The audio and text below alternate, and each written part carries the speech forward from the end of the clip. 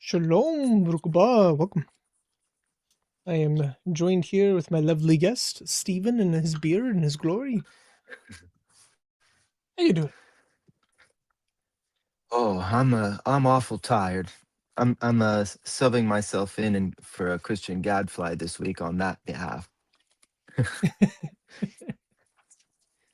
Okay, I'm And he still can take setting up over the my. tiredness when he gets in. Yes, that's always the best thing to do for people. Uh, just make them suffer. Okay, so all I've been doing this week is Judaizing is exhausting. All I've been doing this week, I guess the last like 4 days, is make a presentation on Jesus being God. That's currently 47 slides out of 124. So, yeah, about a third of the way through. That's going to be this Friday. This Friday, I'm going to go through every single argument and case for Jesus being God that I know of and am aware of in the New Testament and the Old Testament. So it's going to be Oh boy. hundreds of Bible passages that we'll go through. And I might just do it by myself. So I'm less tempted to go down tangents. Otherwise, that stream will never end. So I plan on it being a 4 to 5 hour stream by myself. So we'll see how that goes. And we'll see if comments can get me entirely derailed and distracted while we go through that. But I can share what my logos currently looks like for that. It's just a whole bunch of nonsense. So you can see all the tabs I have, and these are all like notes from previous videos that I did. Yeah, and then I have all the Greek pulled up and different word studies. So I'm not You going to even go have through most of circles. that today.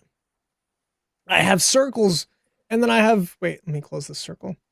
I have circles within my circles. Oh I have boy. all the circles. It's Yes, and like then the whenever I uh, the click, angels in Ezekiel. yeah, whenever I click a circle, it pops it up. I have power to Now that was find where the very cool. worship is. Yeah, kind of data heavy. All right, see you, brother. I'm super curious what your data heavy video is going to be on. Um, but for those curious, my intestine has somewhat recovered. I have done at least one thing that could be called poop this week. And then I had fried chicken today, and then it just restarted the whole process. So, um, I am now on a grapes and banana and carrot diet for the foreseeable future. So,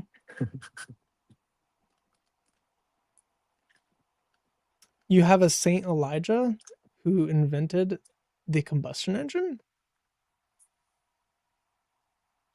I've never heard of that. That's super interesting. I've actually, because I'm an engineer, I've actually studied the Otto cycle and engines and all that fun stuff. I had to make my own. I made a 5 cylinder engine, which was fun. You Um, know what's funny is the word engineer. You have words usually like rocketeer or things like that, where it kind of has this cool thing. Like a rocketeer is a guy that that was that movie when I was a kid, and it sounds so cool to be a something ear or what's another one like a grenadier, uh, like one who grenades. But then engineer, it kind of sounds silly to be like that. Oh, that's the engineer. Like if it was a superhero, you'd be like, oh, that's not very exciting, and you'd probably have like a greasy cap and. Uh, but an engineer is a cool thing, but not as a superhero. I don't know why. I don't know why I said that. I'm very tired. well, it's supposed to be your week to go over the John passage. I know. That's why earlier today I was like, man, I don't think I can do the live stream. And then I thought, oh boy, this has been like I was. coming in here to I made a big deal about talking about stuff, and so I can't do that again. So I'm gonna be here in whatever state I'm in. Yeah. It should at Well, least be entertaining. last week, me and my heavily sick self, because that was day 2 of the process, and now we're on day 10 of my intestines not working properly.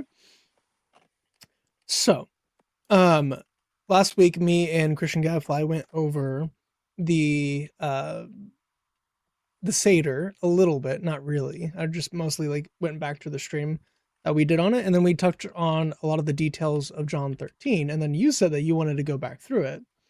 So I'm definitely going to. No, I got the joke after he said the prophet Elijah. Yeah. So the combustion Oh, engine, okay. because he's combusting all the false prophets. Oh, oh boy.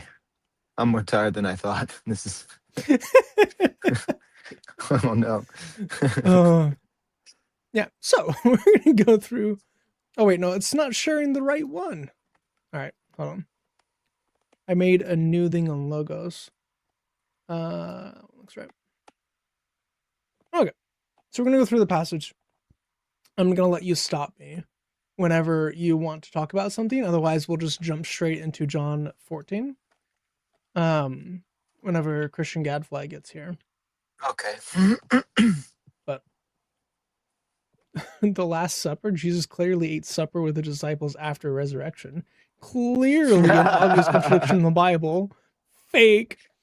Wait, where's my Cora rap? I gotta put that.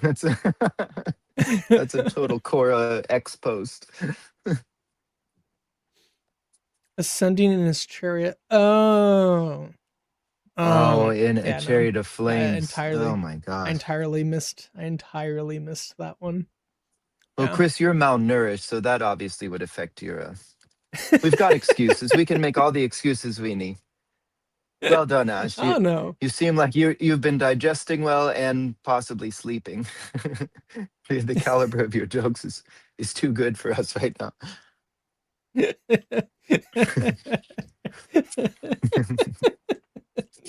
uh, he's too advanced for us. Okay. So last week, barely ate new slip. I don't want to hear it. I don't. I don't want to hear. Also, though, Um, I'm old now, so that counts for me extra, and I hate to discover that, but I'm too old yeah. to be my young self, and I'm sadly learning that the hard way very quickly. You mean you have to treat yourself like a human and you have to sleep and eat? Yeah. Yes, and I have no life experience of doing that, and so I'm like, it's the brain of a toddler in the body of an 80-year-old man. You doubled And your age. they don't get along. I just saw somebody the other day who said that they had their grandson over, their 6-year-old grandson over for 4 hours, and this person I think is in their 60s or 70s, and they're like, I feel like I need to sleep for a week. And I thought, well, I have a 6-year-old, and they're not, well, just about 6, and it's like, oh yeah, but I'm not like 70. And so if I apply that to like not sleeping and not eating well and all sorts of other things, then I'm probably a lot older than my carbon dating would suggest. So this is a little bit of a tangent. I know we haven't even started yet, but a little bit of a tangent. So for my day job, I do medical research. And one of the things that the Mayo Clinic found out back in, when was it, like 2016, 2018? Atia and her team, they figured it out right before I started working in cardiology.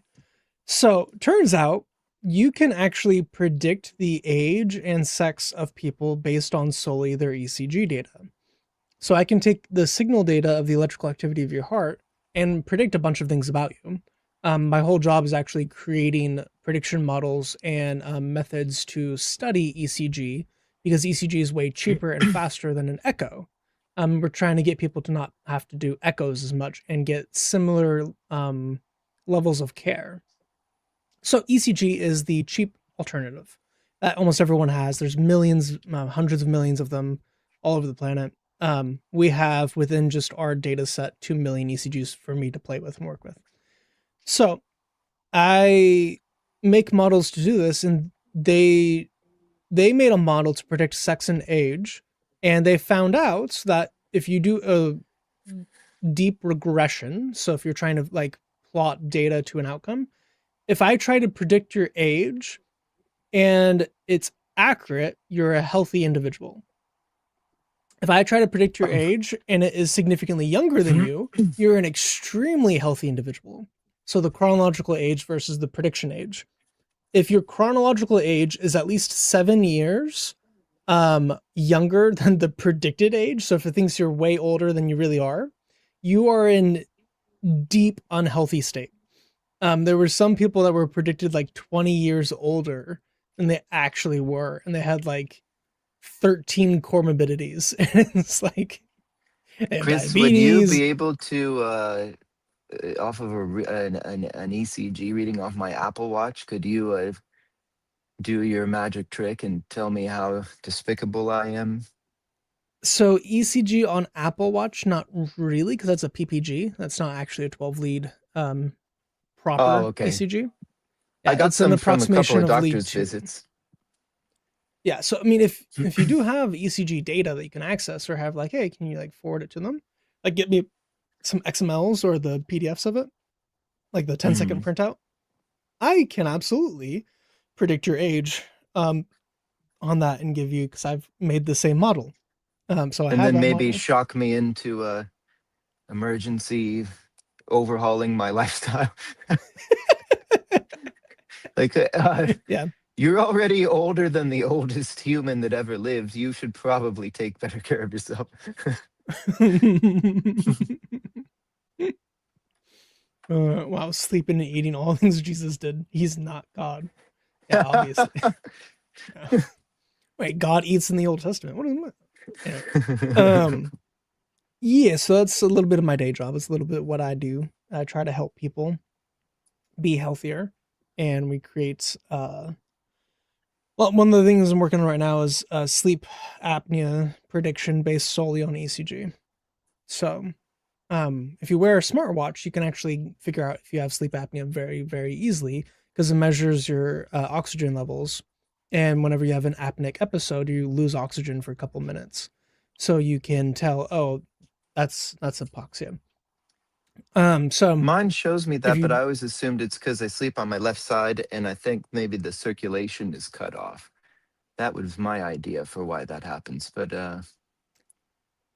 it oh no. shouldn't matter I mean, as sleep apnea much. would explain a lot of my issues. So maybe I Yeah. need to look into that. And sleep apnea shortens your lifespan by like 20 to 40 years. So, yeah, because it's constantly damaging your heart. Every time you have an hypoxia episode, you have cell death, and any cell death that happens in your heart can't be repaired. It's also why you can't get heart Oh, cancer. Yeah. It just replaces it with scar tissue. And the more scar tissue you have build up, the more electrical resistance you have within your heart. So then the left bundle branch and the right bundle branch aren't synced, which creates its own issues, which then creates a low ejection fraction, so the amount of blood pumped per beat. And then through that reduction, you typically have some form of uh, cardiac failure, some form of heart attack. So having sleep apnea leads to early heart attack death. And so would sometimes I like have to like in do a your sleep study? 40s. Because I don't have time or Yes, you would. interest in I mean, you can technically do it from a smartwatch now. But a sleep study would be the only like diagnostic test they could do. Because then they would have an Okay. all-night ECG that they would look at. Because you can also tell OSA, you go through bradycardia to tachycardia. So you go from having a normal heartbeat to have a really slow heartbeat, and then to have a really, really fast heartbeat. Whenever your body realizes, oh, I'm dying, and it tries to like kick in some adrenaline.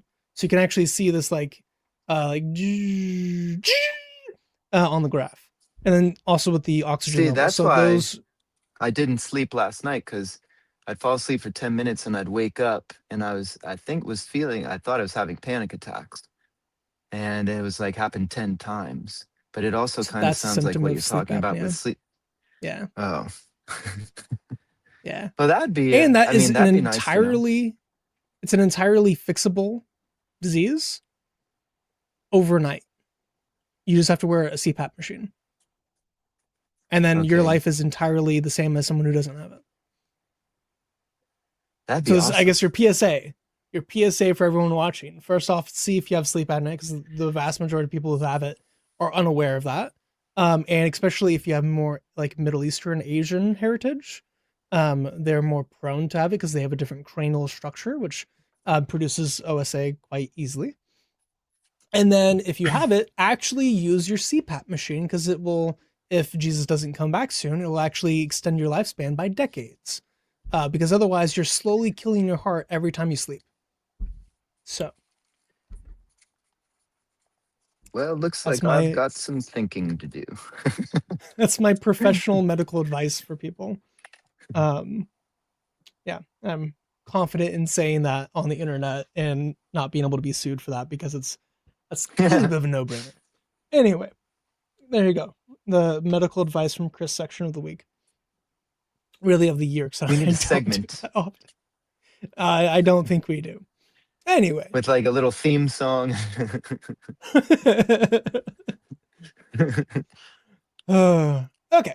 So you want me to read it and then you stop me wherever you have commentary? I don't know if I will redo my commentary on John 13 this week. I think there was just a couple things I wanted to touch on. I didn't know if you guys were going to go into uh the debate about some people saying that John reads as though it happened the day before Passover actually. We have And not so I talked had about some that at all stuff. yet. Okay, because So if you I have want to go through notes that, we on how can. to prove that that's not the case, but I don't know how widespread of an opinion that is. So I don't know if it was worth bringing up unless someone uh, thought that thought that, and then we could talk about it. The No, we main can thing I wanted absolutely to go bring ahead up and go over that. uh, was the seating arrangement, and I don't know if people. I even made this little handy illustration, but the Passover table was something called a well, and this is a word I've only ever read. So it's either a triclinium or what I would think would be a triclinium.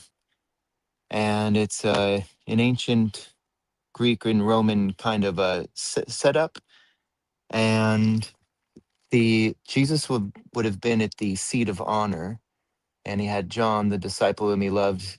So at Passover, Jews would recline on their left side, and it's even part of like the four questions they ask. Why do we recline this night? And To so signify they're not they would have been slaves right. And so this would be Jesus, he'd be facing this way, everyone would be facing. to the And so left. that's why when it Yeah. gets to the part where uh, Jesus is mentioning that the person who will betray him is he will give the thing to, not all of the disciples heard that, but Peter would have. And funnily enough, Peter would have been in the least honored seat. So it's almost like, and Judas, I don't think I said this yet, but Judas was in the seat of honor. So Jesus selected Judas to sit in the seat of honor at the table, and he had Peter at the least honorable seat. I would say that because it's Jesus' like last act of divine love extended to Judas, and Mm. with Peter being here, it's like being taught humility. And then when Jesus is telling John that the person who he hands the bread to will be the person who betrays him, it says Peter motioned to him, saying, "Well, who is it?" So it would because it's because of that seating arrangement. All of this can make sense without it, because then you know they're all like, "Well, is it me? Is it me? Is it me?" Where because that's weird if he would to say that and then do it, everyone would know who he was talking about. Um, so that was one of the things. I don't know if a lot of people are familiar with this seating arrangement because we even in the famous picture of the Last Supper we Yeah, have this Jesus big is in long the middle. and he's in the center and so that this is how they would have had the dinner. And it's actually a pretty cool, like certain Middle Eastern restaurants you go to today, they'll have a room like this. And the reason the middle is hollowed out is because this is where the servers come in or the servants come to put the food and drink on the table for everybody. And so it's a pretty handy way to have a nice dinner. But so that was my it was a lot more nicely explained when my brain was functioning. So apologies for that. But anyone who wants to look up more on this, just look up that term and look up that term in regards to the Last Supper, and there's a lot of interesting things you could glean from that. Yeah. So for comparison, I know Jack just made a joke about your notebook, but so this is kind of There we the go. design with them having the food in the middle and them all reclining on their. Oh, this is like a Roman get up, and it's not going to be the same type of situation, but you would be basically laying down while eating because sitting is a modern invention. Mhm. Sitting is not something people would do because it's not great for your spine. So, in order to eat, you would eat while standing, or you would eat while laying, or like off to the side. You wouldn't like the way that we do it now is not actually a way people would do things, generally speaking, across history. So, this is a another example of what you were bringing up, but in the three dimensions. We did not go over that at all last week. Okay. I did go over why they were leaning to the left, but I didn't go through the actual seating arrangement and all that. You can just make like a diorama. Uh, we need a Jewish explanation of Daniel 9 next. That one's pretty simple. Just Jesus is coming and Jesus ending sacrifice, but that'll be part of the debate. Chris, Okay. that's funny because when we talked about that, you had a different reading of that than I've ever heard. And so then I thought, well, man, have I been reading it wrong this whole time? And I'm interested in why you read it the way you do when it talks about the person that puts the end to the sacrifice. Because I've always taken that, and I think a lot of people have always taken that as being the bad The guy Antichrist. in the Yeah. story. Yeah. So I Yeah. didn't know. Is that a Chris line of thought, or is that a fairly mainstream thought of that as well? Or because I'd never heard that view before. So I don't know how mainstream it is. I'm pretty sure I was taught it as well, though. It wasn't just me reading the text. But in Mm. my opinion, if you just read the text plainly, like we have who the prince, who the ruler is identified as. So if we start in 25, so you are to know and have insight that from the going out of the word to restore and rebuild Jerusalem until the Messiah, the prince, it will be 70 weeks and 72 weeks.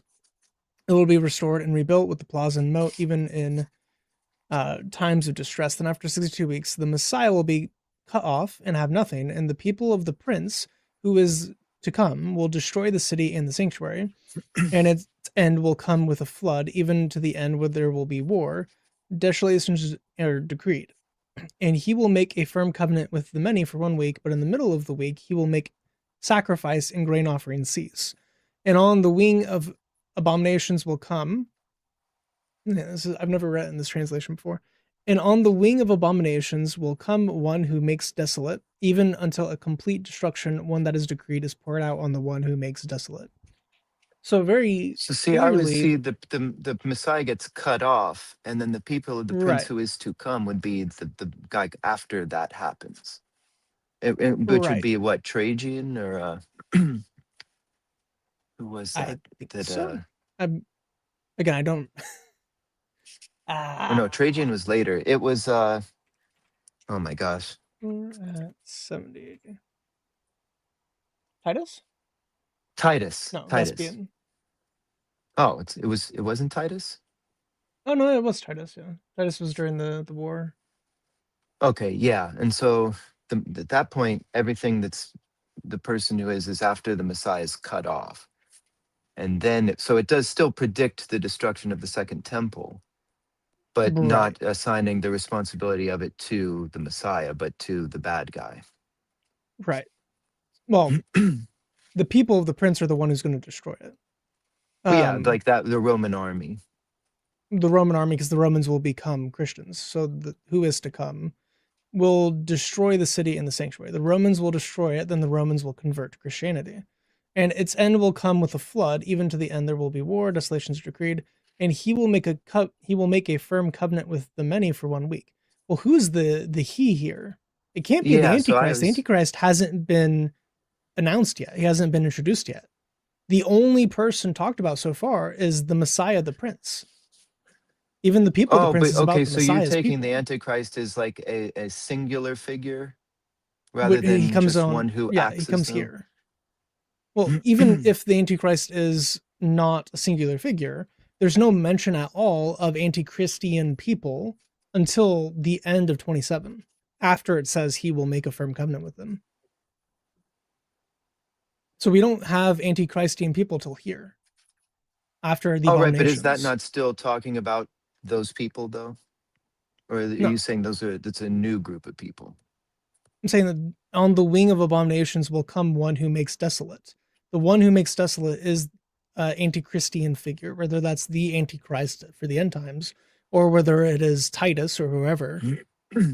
They're going to fully destroy it, but it's after the abominations, after the desecration of the temple, Oh, okay, so after you take this all of as a these events are linear happening. explanation of things, Yeah, not as a summary of what goes on. right. And also, this Okay. is literally what happened with Jesus. Like, literally what happened with Jesus. So, to take it not as literally what's happening with Jesus is weird to me. So, like, or if we read it, and Jesus will make a firm covenant with the many for 1 week. Well, week is always years, it's 7 years. And we see the weeks here are years, specifically groups of 7 years. So, and Jesus will make a firm covenant with the many, who? The Jews and Gentiles for 7 years, but in the middle of the 7 years, he will make sacrifice and grain offering cease. Well, what happened in the middle of the 7 years of Jesus' ministry? He was crucified. And at Okay. that time, according to the rabbis, the Yom Kippur sacrifice was null and void from 30 AD to 70 AD. Right. But they still So did all Jesus the was other sacrifices. right, but it wasn't acceptable. So even if they were doing them, it would be my position that they didn't have an effect. It was just bloodshed Okay. for bloodshed. Even when the apostles were doing them? Yeah. Okay.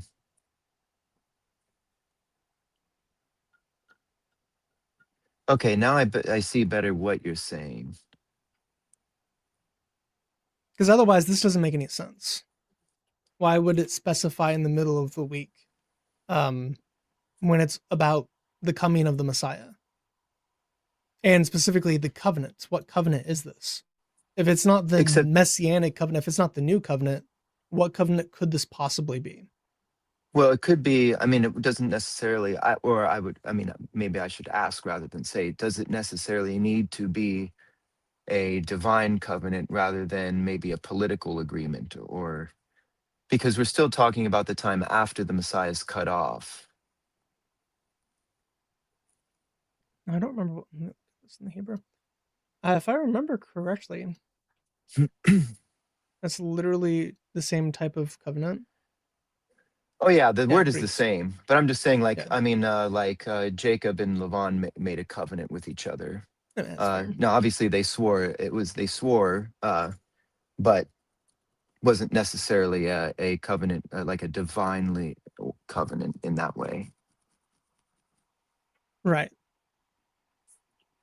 I would still suggest that this would be the covenant. That this is a prophecy of the new covenant to come, Okay. especially because this is of the Messiah specifically coming before the destruction of the temple, Mhm. um, before the ceasing of sacrifice. Uh-huh. So no matter how you interpret this, it can't be like the Antichrist because that is obviously 1,000 plus years later.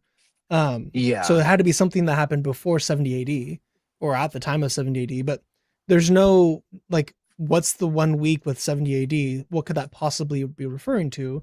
And it's not even 1 week; it's 3.5 years. So what is this 3.5 year stretch before 70 AD?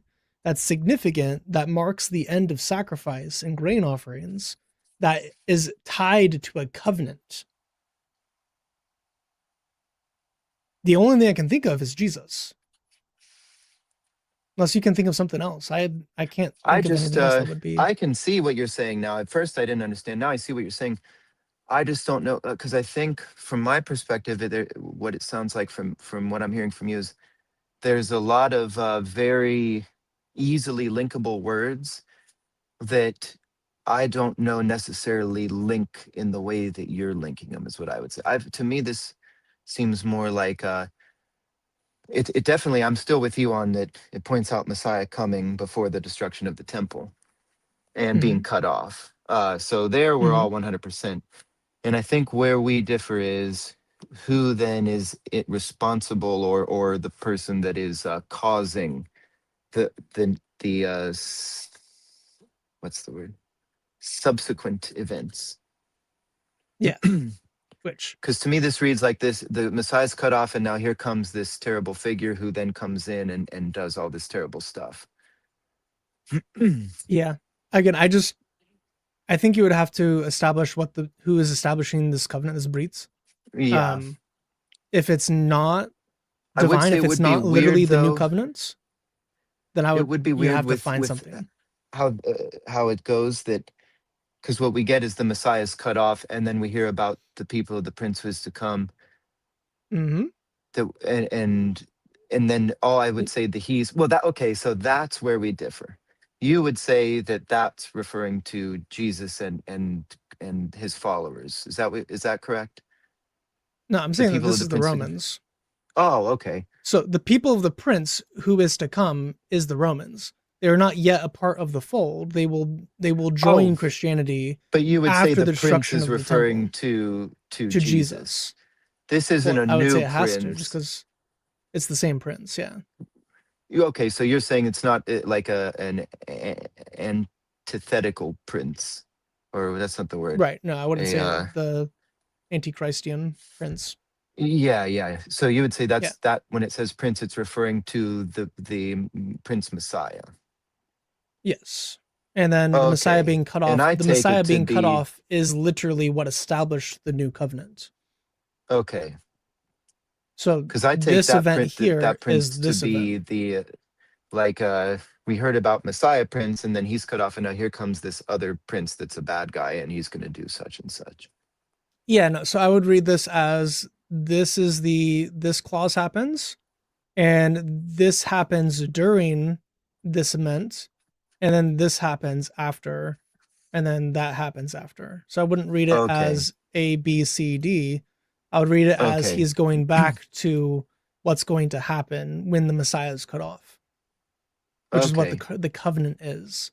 Because this from all the readings I've done this, it seems like it's a messianic covenant being given, So and it then I does would match say the ministry of Jesus, with it being yes, three and a half definitely the years. 3.5 years. Except for what would it mean though for him if the 3.5 years wasn't mentioned? What would be the 1 week covenant? What would that signify? Because I don't know. wouldn't that have to then represent that Jesus intended on being here for twice as long, but then something Right, but and then we do and so have that the in the middle of the week, so we don't have to speculate. oh right, right, but I'm saying it specifies though, instead of just saying like for half a week, it says that the week will be cut. There is a Mm, week, but then it will be cut. So mm. what would that, from your view, what would that week be? I mean, you could say that it is relating to the trials and tribulations of the end times as well. Like it's a dual fulfillment prophecy. Hmm. Because we have those years, those 3.5 years of peace, and then 3.5 years of suffering under the Hmm. Antichrist rule. So you could make it as part of fully end time stuff, um, but then why? What covenant is given during that time? Well, I'm Um, wondering. I'm sadly ignorant on the political or the historical side of things, but did Titus or anybody before the final sacking of Jerusalem and the temple, did they was there any kind of political agreement that could have been made that would fit in with that? I don't know. I don't know. I uh, okay. No, I mean the only way I've ever read that is specifically of Jesus. So it was kind of, Hmm. mind blowing to me whenever you brought up and you're like, wait, that's not about Jesus? I was like, Yeah, yeah, and that was the same thing I had what do with you you. mean? So I was like, oh, that's interesting. I've never read it that way before. Yeah. No, I've only ever read it that way. Okay. So yeah. And again, like I would say this is much in line with the Jonah prophecy of the 3.5 days. Then Hmm. right after that you have 40 days and Nineveh will be overthrown.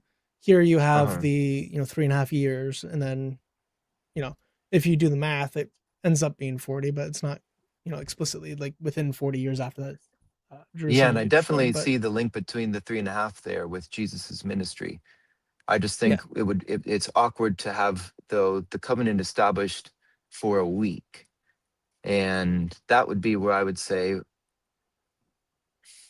that doesn't I mean you could make throw any into sense to symbolism me from. side, like Jesus is God. He is the creator. He, created us in a week. So in the new week, he is, creating the new covenant, the new life with us. But I mean, it does Yeah, and- specifically, mentions it. well, there you go, Chessery. There was a real quick rundown of certain things. Mm.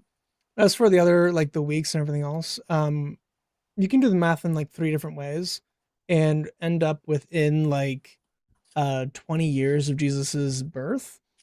So at least within 5 years if you're being more liberal. But if you're being even ultra conservative, you're still within 20 years of Jesus' birth. So Hmm. then you're still predicting the coming of Christ. Um, Yeah, so there's people definitely. have tried to, We're both in 100% agreement on that part. I think yeah, that part's fairly obvious with. yeah. But anyway, go back into that Yeah. in the future Back to whenever John we go 13. over the sacrifices, because again, that's one of uh, the proof texts I would point to that the new covenant doesn't have sacrifice. But mhm. anyway, so John 13. Now, before the feast of the Passover, Jesus, knowing that his hour had come, that he would depart out of this world to the Father, having loved his own who were in the world, he loved them to the end. And during supper, the devil had already put into the heart of Judas Iscariot, the son of Simon, to betray him. Jesus, knowing that the Father had given all things into his hands and that he had come forth from God, was going back to God, got up from supper and laid aside his garments, and taking a towel, he tied it around himself. Then he poured water into the wash basin and began to wash the disciples' feet and to wipe them with the towel which he had tied around himself. I went over all of And this last I week. saw some. Okay, that's what I was Oh, about to ask. I saw some of the stream that later that night, and so I didn't get to all of what you guys went over. And I wanted to ask you, did you talk about how this is the slave's job yeah. to do the Not foot only that, washing? I went over it, Okay. I brought it up in the Talmud. Anyway, Oh, nice. Okay. yeah. So we went over a little bit of the rabbinic side of things as far as why Jesus did specific things, which we've done a number of times in the John series. because I think it is important to show the historical reliability of John and that he's not just making things up, but he has Hmm. all these specific details in order to show what Jesus is doing. Like the people living in the time would have immediately recognized, oh yeah, of course. Right. Um, and then we miss it because we don't have the context. So I'm adding some more of the context, like him spitting into mud and pushing it in someone's eye, like why that would have Right. been such a big deal to the Pharisees. Uh-huh. So if you've missed For all two that, you can go reasons, back and because of watch. it being a messianic proof, and also, according to them, breaking the Sabbath. So it was Yes. like a conundrum for them. Yeah. So if you want to go back and watch those streams, you can. But yeah, all of this is pretty cool. And it also gets into Jesus's message with sanctification and holiness and what it means to actually be clean in the ritual purity of the Jewish expectations versus the ritual purity of what God wants in our hearts to be clean. Went over all that last week. Even cried a little bit while doing it. So then he poured Oh out boy. water into a wash basin and began to wash the disciples' feet and to wipe them with a towel which he had tied around himself. So he came to Simon Peter. He said to him, Lord, are you going to wash my feet? He's offended by this. Jesus answered and said to him, what I'm doing you do not realize now, but you will understand afterwards. As comes up a lot in the Gospels. Peter said to him, you Hmm. will never wash my feet ever. Jesus answered him, if I do not wash you, you have no part with me. So Simon, the ever zealot, responds and said to him, Lord, not only my feet, but also my hands and my head. And Jesus said to him, he who has bathed needs only to wash his feet, but is completely clean, and you are clean, but not all of you. To quickly recap, I pointed out that this, uh, if you are cleansed by Jesus, you are clean, you are saved, you are like sanctified, you're going through the process. But we're still walking in this world and we're still picking up the muck and disgustingness of this world. Especially back then, people would just have like their animals poop out in the streets and they would themselves have their own poop out in the streets and they would poop in a bucket, then pour it out. So everywhere you walked was extremely dirty. It's not just dirt, it's blood, it's vomit, it's poop, pee, animal poop and pee and blood, and dirt and mud. So it's when they say muck, that's what you're thinking of. You're thinking of basically if you somehow turned toilet water into mud, that's essentially what the people were walking around in. Which is also why a slave would be the one to cleanse your feet because your feet had poop all over it. So Jesus Hmm. is cleaning his feet and he's saying, hey, if you've bathed, if you have been sanctified, if you've been baptized into me, you are clean, but you're still in this world. Therefore, you need to be clean. You need to clean your feet regularly. You need to get the poop off of you that you're walking around in. You need to not be tainted by the world. So, for he Also, knew, interestingly, I think what Peter may be saying there when he says my hands and my head also, I'm wondering if he uh, was thinking of the anointing of the Aaronic priests when they would put the blood on the big toe and the thumb and the ear. mm, And I wonder if Peter was thinking, oh, is this actually is this some sort of anointing for a priesthood that Jesus is doing? Because I he took it mentions the hands and the as, head as well. yeah, I took that as voodoo. Um, because the rabbis would do that. So they would wash their heads Hmm. and their hand and their feet, and then do the full submersion in the mikveh. So you do Hmm. have some form of, oh, well, obviously it's Passover too. So the first step is to wash your hands ritually. So you would wash your hands, but then you would Right, right. also clean your head off. So if cleaning your feet is good, Peter might think, oh, well, traditionally we also clean our hands and our head whenever we are Hmm. going to do something or whenever we're trying to get ritually pure according to the Pharisaic standard. That's what we would Hmm. clean. So he said, oh no, I want you to clean me fully. I want you to make me pure. I want you to make me fully clean. And Jesus responds with, you are already clean. Yeah, I just want you to clean off your feet whenever you come into me. So whenever you go before God, make sure you're not taking the world with you. Um, I have not thought about the high priest thing. That's interesting. Anyway, I'll ponder that later. For he knew the one who was, so he said, all of you, some of you are unclean. For he knew the one who was betraying him. For this reason, he said, not all of you are clean. So when he had washed their feet and taken his garments and reclined at the table again, he said to them, do you know that what I've done to you? You call me teacher and Lord, and you are right, for so I am. If I then, the Lord and the teacher, washed your feet, you also ought to wash one another's feet.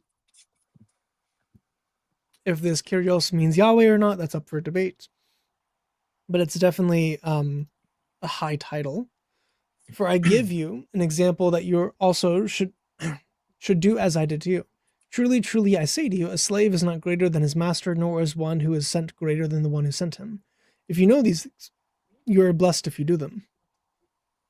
I do not speak about all of you. I know the ones I have chosen, but that the scripture may be fulfilled, he who eats my bread has lifted up his heel against me. This is from the Psalms, as we went over last week. It's Psalm, I believe, 41. With my close friend, even who I've trusted, Mm-hmm. has betrayed me. So from now on, I am telling you before it occurs, so that when it does occur, you may believe that I am he. We went over this last week with the Greek. We also went over last week, whenever he says truly, truly, it's amen, Amen, amen. amen. Mm-hmm. It's a Hebraism within the text, which is interesting. But telling something before it happens is a divine prerogative. It's something Yahweh does all the time. So then we have the ego and me here, which is going to be in, oh, do I have John 13:19 in my slide deck? Hold on.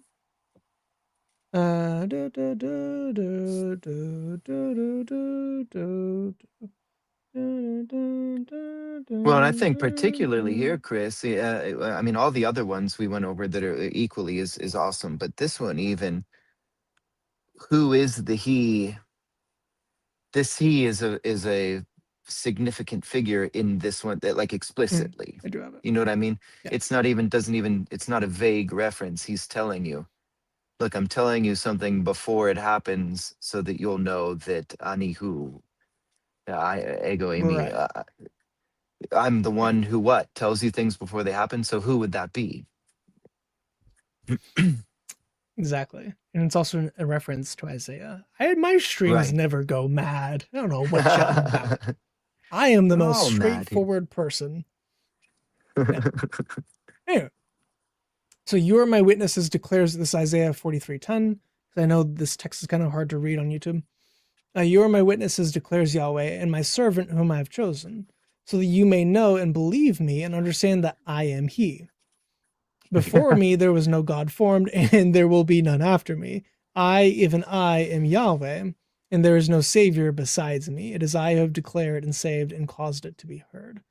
Now, whenever we look at the Hebrew, there's a couple interesting things happening. Let me turn off the Hmm. Targums. Well, the Targum is interesting in and of itself because it calls him Messiah. But there is no Savior. It's the same And yeah, root, Moshiach. Moshiach. And Yeah, this gets which is translated just as it. Sosulm. It's But one who saves, whereas Yeshua would be salvation.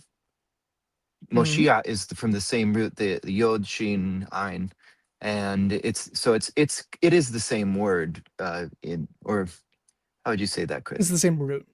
Yeah, the trilateral Yeah, root is but pretty with much the so same.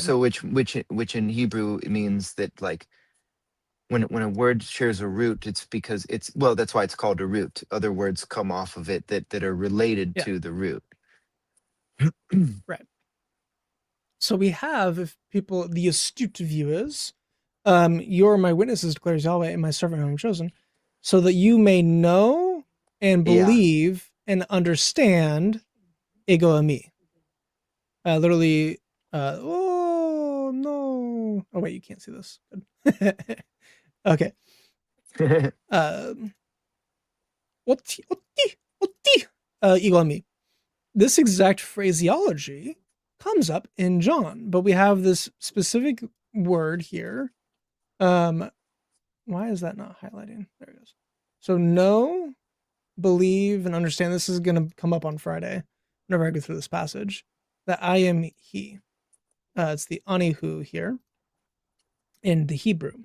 And this is the primary version of what's happening within Isaiah.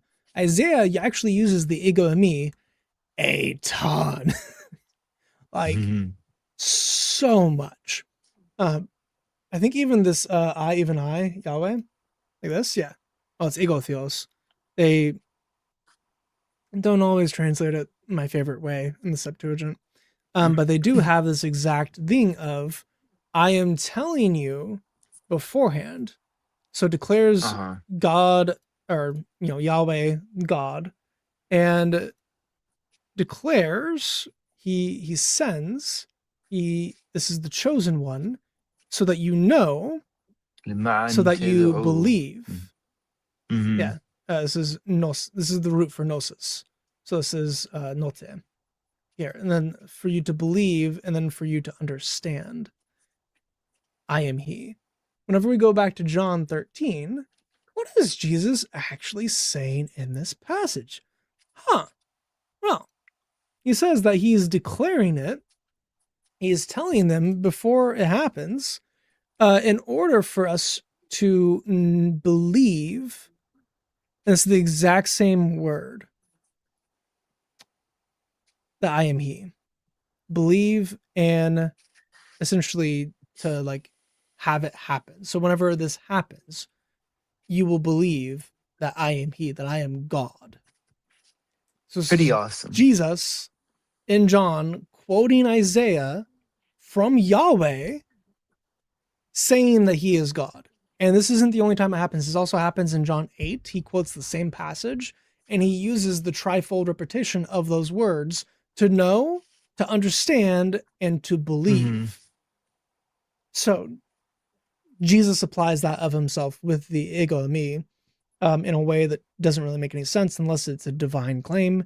But again, I'm going to Uh-huh. go over all of that on Friday. Friday is going to be That'll be fun, Chris. a very heavy day on Jesus being God. So I'm going to go through the Old Testament and the New Testament, 4 different divisions, and it could be 4 different streams, but I'm going to try to make it one stream. So we'll see how that goes. But truly, truly, I say to you, he who receives anyone I send receives me, and he who receives me receives him who sent me. When Jesus had said these things, he became troubled in spirit and bore witness and said, truly, truly, I say to you that one of you will betray me. The disciples began looking at one another, perplexed about whom he spoke. There was reclining on Jesus' bosom one of his disciples, whom Jesus loved.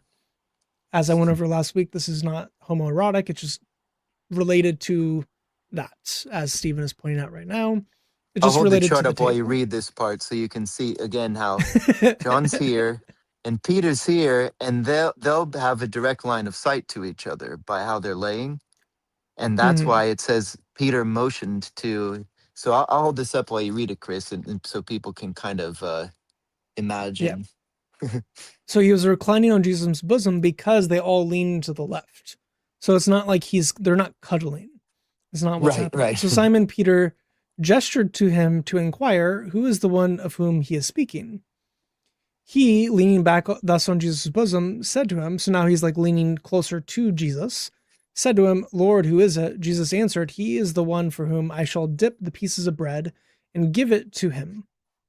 Um, Now, this And practice so as itself the is part host, of the Passover. right, and Jesus Yeah. would have passed to the next person to him, the guest of honor, which again I think is Chris, you mentioned crying in the last dream. We've got Jesus seating Judas as the guest of honor at the table, and also handing him, if anybody's done a Passover Seder or knows about him or checked out Chris's stream or videos on it, there's certain foods you eat that symbolize certain things, and uh, so Jesus would have handed him Judas uh, the food, even knowing already what was going to happen, and Yeah. and also seating him as the guest of honor at the table. Pretty cool stuff. So God the is too nice to bread, us. Thank God. yeah. Jesus offered the bread of the new covenant to Judas with him at the table. And Judas still went and gave him over to the Pharisees to be killed. Mhm. But just the beautiful symbolism of Jesus offering even his enemies, even those who will betray him, his friend who will betray him, who he's been with for years, even still offering him redemption and forgiveness and the new covenant, Mhm. knowing that Judas will reject it. It's just crazy. Also, thank you, Randy, for the gifted membership. Congrats, Tracy, for receiving it. But so when he had dipped the piece of bread, he took and gave it to Judas, the son of Simon Iscariot. And after the piece of bread, Satan then entered into him. Therefore, Jesus said to him, "What you do, do quickly." Now, no one of those reclining at the table knew for what purpose he had said this to him. For some were thinking because Judas had the money box that Jesus was saying to him, "Buy the things we need of for the feast," or else that he should give him something to the poor. So after receiving the piece of bread, he went out immediately, and it was night. And this phrase we went over a good bit last week. Um, it's super, super interesting. Um, Oh, did you it reference was John. the part of when it's because night is coming when no man can work? Is that what you talked about? Yes, and all the other places where it happens, because it actually happens like 8 times in the Gospel of John. Yeah.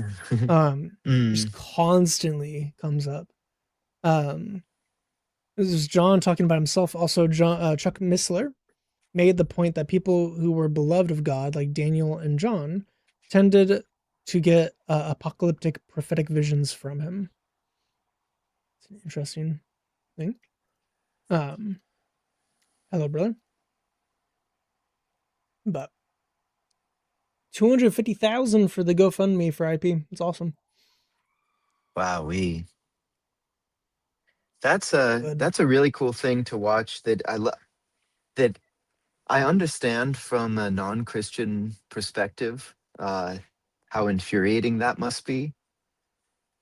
But it's also so cool to see how many times such and such an issue has come up, and then the community just chips in, and we make things work for our community. And it's so sad to see how enraged that seems to make a lot of the Muslims who are still also though defending Lily J. I mean, From it's grifting, yeah.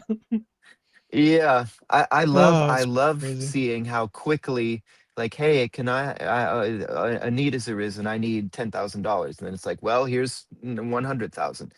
Yeah, it's so wonderful to see, and it's such a nice thing to see the body of Christ doing for the body of Christ. I love that. I love to see that. And for the enemies of Christ, you don't understand when you create a scenario for this to happen. It's it's going to happen big, and you're not going to like it. So you maybe like lay back. This kind of stuff doesn't work out for you guys. Um, yeah, dunking on him, making fun of the devil all the time. Also parallels God saying that Abraham being his friend meant that he would tell Abraham what he was going to do, or the inner group of the disciples in Matthew 24 discourse being his friends. Yeah. I also have that with Moses. But Mhm. why are you saying that like that? Yes, you've been lurking. I mean, I know he said that I've been lurking, but like, why are you just accusing him of lurking? Anyway, so the night thing, yeah, we went over this last week, but all over the place, Jesus is like, oh, "It's not yet night. It's not yet night. It's not yet night." And now John says, "And it was night." And I think Mhm. I didn't actually double check it, and I said this last week as well, but I think this is the first time it's explicitly said that it's nighttime by John. It's 13 chapters Okay. in. And it's like, and now it is night. Now it is the hour for when Jesus is to be Which is killed. also funny because And this would have been uh, Passover the Passover Seder begins at night. So it's both, you know. It's a very simple statement of saying, "Oh, and it's night," but also uh, it's such a kind of an obvious thing. I'd think that it has to also have that secondary meaning. Yeah, it's pretty cool.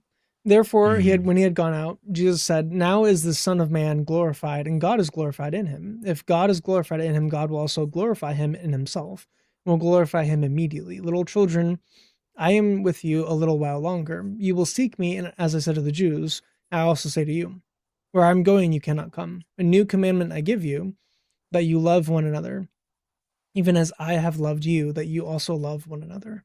So self sacrificial love is his commandment. That is the law of Christ.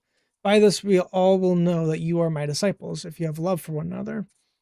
Christian Gadfly pointed out last week that, man, if only the body of Christ actually did this, how much different the world would Yeah. be. Simon Peter said to him, "Lord, where are you going?" Jesus answered, "Where I go, you cannot follow me now, but you will follow later." Peter said to him, "Lord, why can I not follow you right now? I will lay down my life for you." Jesus answered, "Will you lay down your life for me? Truly, truly, I say to you, a rooster will not crow until you deny me 3 times." Brutal. Can you imagine poor Peter when he heard that?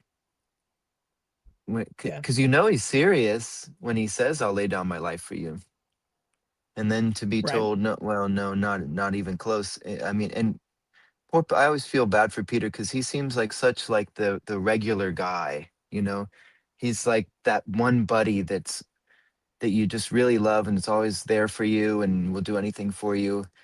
And he gets shocked like when Jesus tells him, "Get behind me, Satan." And it's another one of those moments where it's like, poor Peter, like it's good for him to hear, but it just if you put yourself in Peter's sandals and you imagine yourself like, "No, no, Jesus." I mean, how many times have we done that as Christians? We're like, "Oh, I would never end up like this," or "I would never get caught in that situation," and then all of a sudden you're like, "Oh, wow." So Yeah. it's such a neat uh illustration of kind of like the spirit is willing but the flesh is weak. Yeah. I don't remember where I saw it from, but this thing has lived rent free in my head for months now.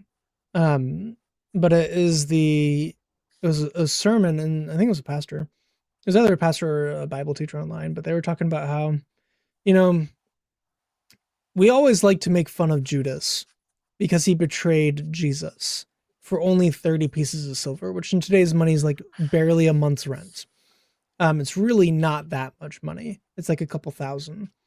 And they're like, "Man, you could have gone at least like some gold or something for him. Like that's so much more worthwhile, and we're making fun of him for it." And it's like, Judas betrayed Jesus for 30 pieces of silver. I betrayed Jesus all the time for free.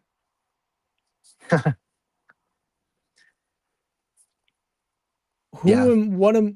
Who am I to make fun of Peter or Judas or anyone? Um, yeah, that's basically lived in my head written free. It's just like, I'm betraying Jesus for free. Well, with Judas, Mm, there's feel like there's plausible or at least somewhat valid line of argumentation that he actually thought he might be able to basically jumpstart Jesus as a revolutionary leader.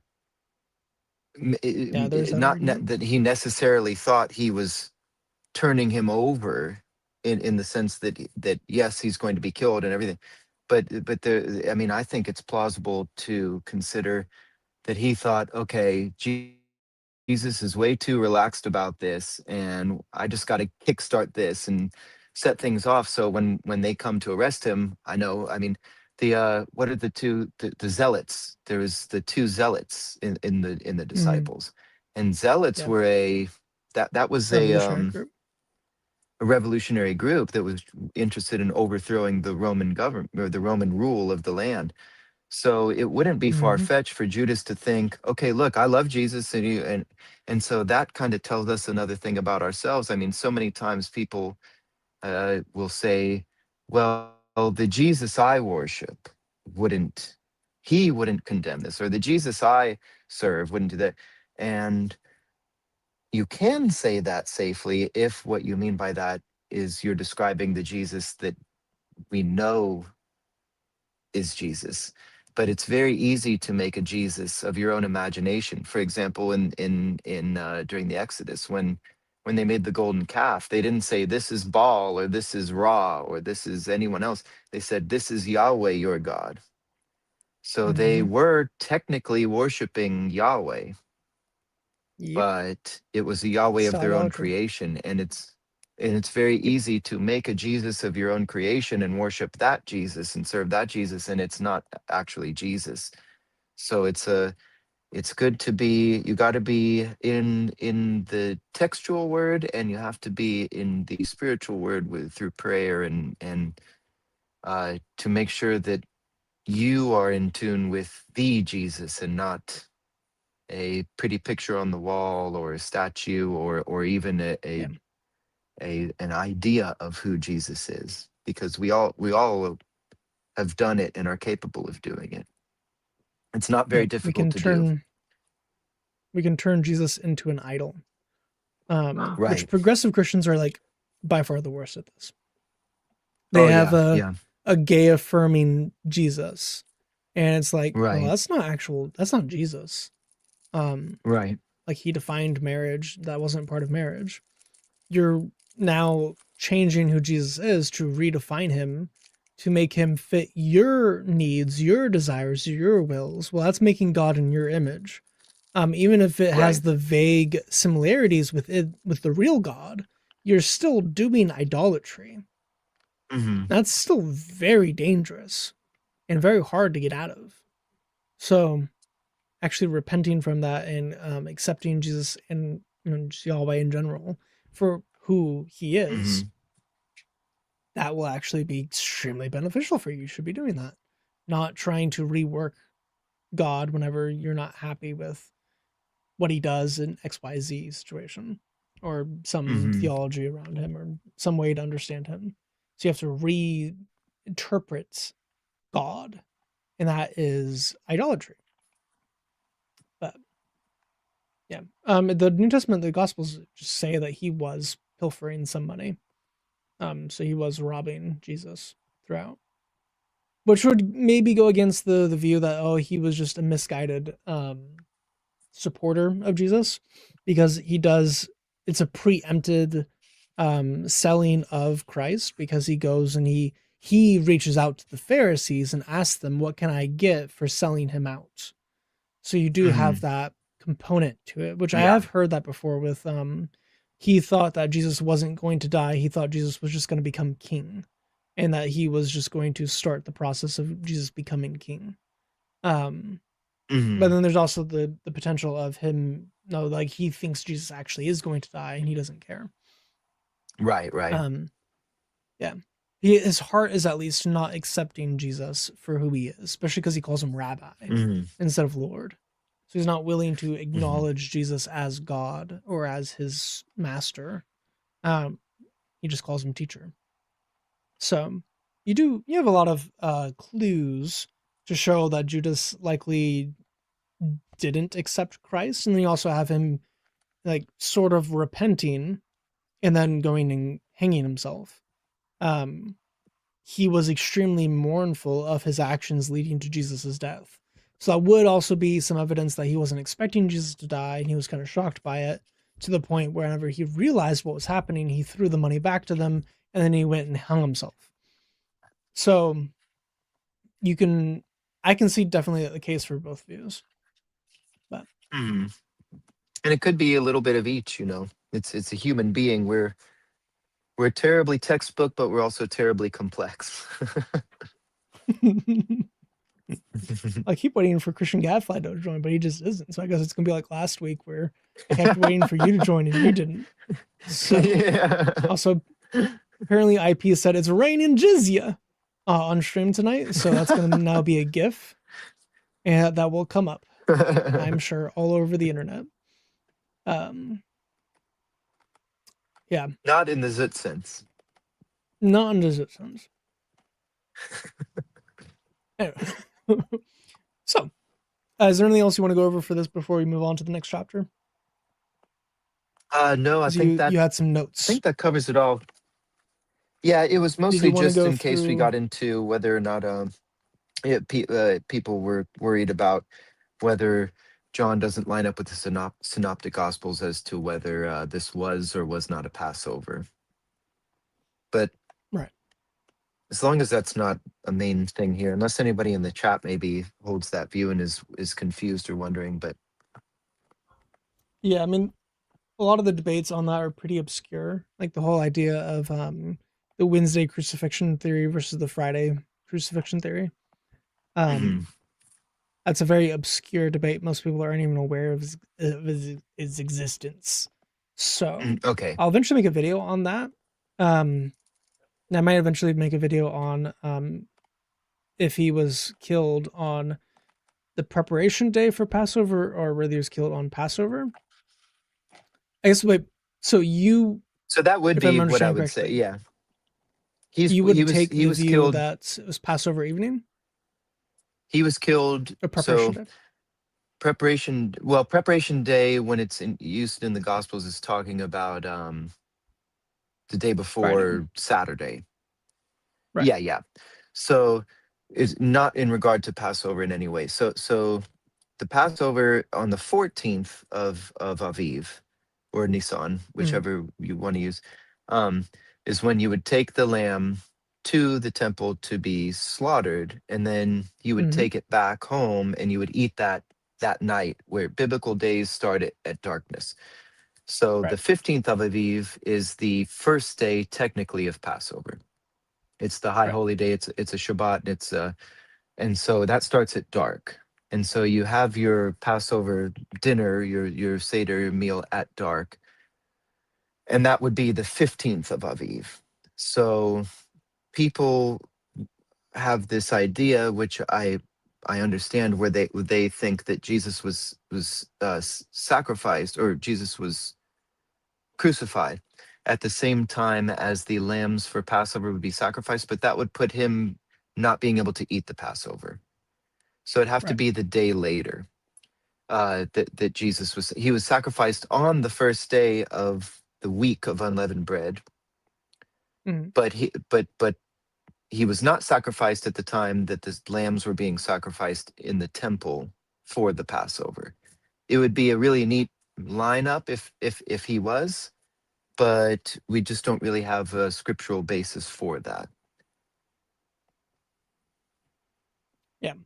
S- So it's I easy to mean, see why people would say that must be when Jesus was crucified, because he's the Passover lamb, he's the Lamb of God.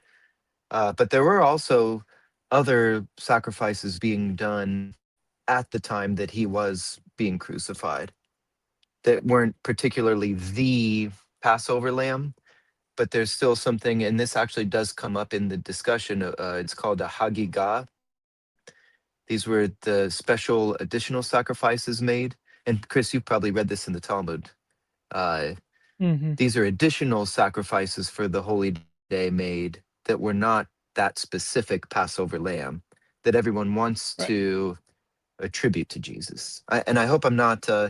I know what I'm talking about, but in my hazy, tired state, I hope I'm not saying a whole bunch of things that everyone's having trouble following. So feel free to jump in, Chris, and let me know if I'm talking in puzzles right now. That's fine. I would hold to a Nissan 14 sacrifice. It sounds like you would Okay. hold to a 15 sacrifice. Yes. Yeah. Okay. Okay. So I would And just so point I to would say it would the have to John be 19 because passage. he wouldn't be able to eat Passover. He would have to do it a Right. day before if Right. it was a Which I would say 14. that he did. Um, Okay. Oh, okay. So then which my would notes are then, relevant. yeah. So I would just say that he had the meal early with his people because he knew he would be dead for it, or that he would be killed before.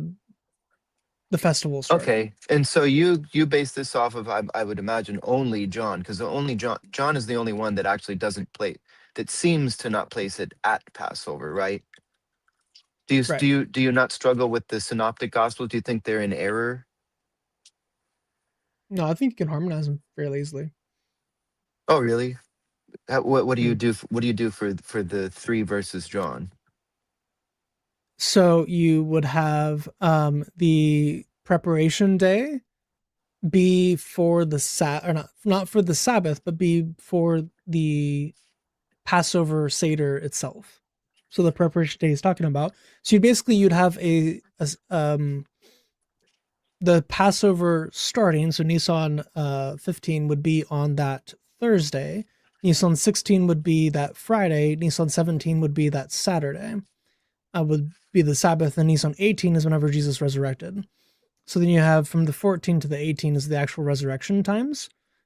So then that would be a literal 3 days, 3 nights in the tomb, which is actually part of the debate whether it was literal 3 days, 3 nights, or if it was partial inclusion, with it being just the 14 nights, all of 15, and then just the 16 morning. For Hmm. Friday being the 14th, going to Sunday being the 16th. If you take a longer view of that week and it being half a week instead of it being just a day and a half, then you would get not only the 3 days, 3 nights, but you'd also get the the language within John 19 lining up a little bit closer to the synoptics for the preparation day stuff um, for the Passover. Okay. But again, I think I would need like a timeline and a graph and all the Bible verses on screen, which I don't have prepared even a little bit Hmm. to actually go through the options. But I do think we actually have multiple viable options. Um, and I would be perfectly happy to have my mind changed on any of it. So, I have enough where I could comfortably change your mind to make okay. John being in agreement with the synoptics that they're all this was Passover night. Okay. Uh,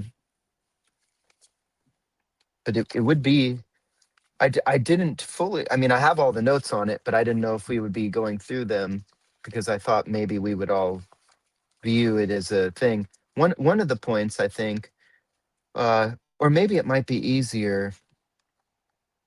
Trying to think, because John, it does seem to be textually here the outlier from the three. All the other three are just seem to be very clear that it's Passover.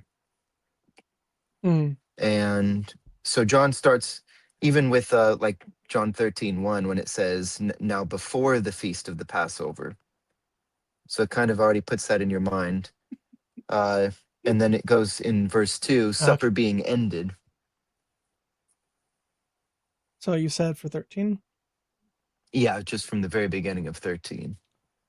Okay. So before So we go through that, thank you, brother, for the gifted membership. Lawful good got it. Um, Also, being said, I want to see the charts, so I'm very tempted to bring up some charts because I've seen them uh, before, so I go find them. yeah, I was But going to say, Chris, if you want to do that, I can void my bladder since Christian Gadfly doesn't like when I join other live streams. I'll use different terminology, and you could maybe peruse some charts while before I make my return. yeah. But just So since to he's answer this question, go ahead. what does that say? Could the temple priest Oh, handle that many? Oh, whoops! Press the wrong button. Could the temple priest? Oh yeah, I mean this was a big deal, and the mm, temple was yeah, huge. I don't know if you've ever if you look at it's the massive. second temple after Herod's renovations, it's enormous, and it had to be because you'd get millions of Jews. The Yeah. if you're Okay. not I'll familiar, pull up these are the some three. schematics. Okay, yeah, All right. I'll pull up the schematics. the schematics, and I will be back in a moment. Yeah, schematics. Okay, so we have let me just go ahead and pull up some charts. So this thing is quite large. That's Ezekiel's temple over here. But this is the original temple in the orange, and then that's Herod's temple. Now the original temple had that's the bronze basin where you're doing the washing and the sacrifices, the fire. Then that's where the Holy of Holies is. I can zoom in a tad bit, and then you would have the tabernacle. Tabernacle's the smallest. There's a football field. That's that. So then this is like twice the size of a football field for the American standard unit of measurement being a football field. So you have 2 to 3 football fields worth of space within the temple to do sacrifice. And then this is the heavenly temple, which is like 15 football fields in size. So we have, how long is he going to use the surprise Pikachu Gadfly picture? Probably for eternity. Anyway, so the amount of lambs, this is actually where Bethlehem comes from. Bethlehem is where they raised lambs specifically for Passover. So in the hillside of Bethlehem, they had a bit of greener grass.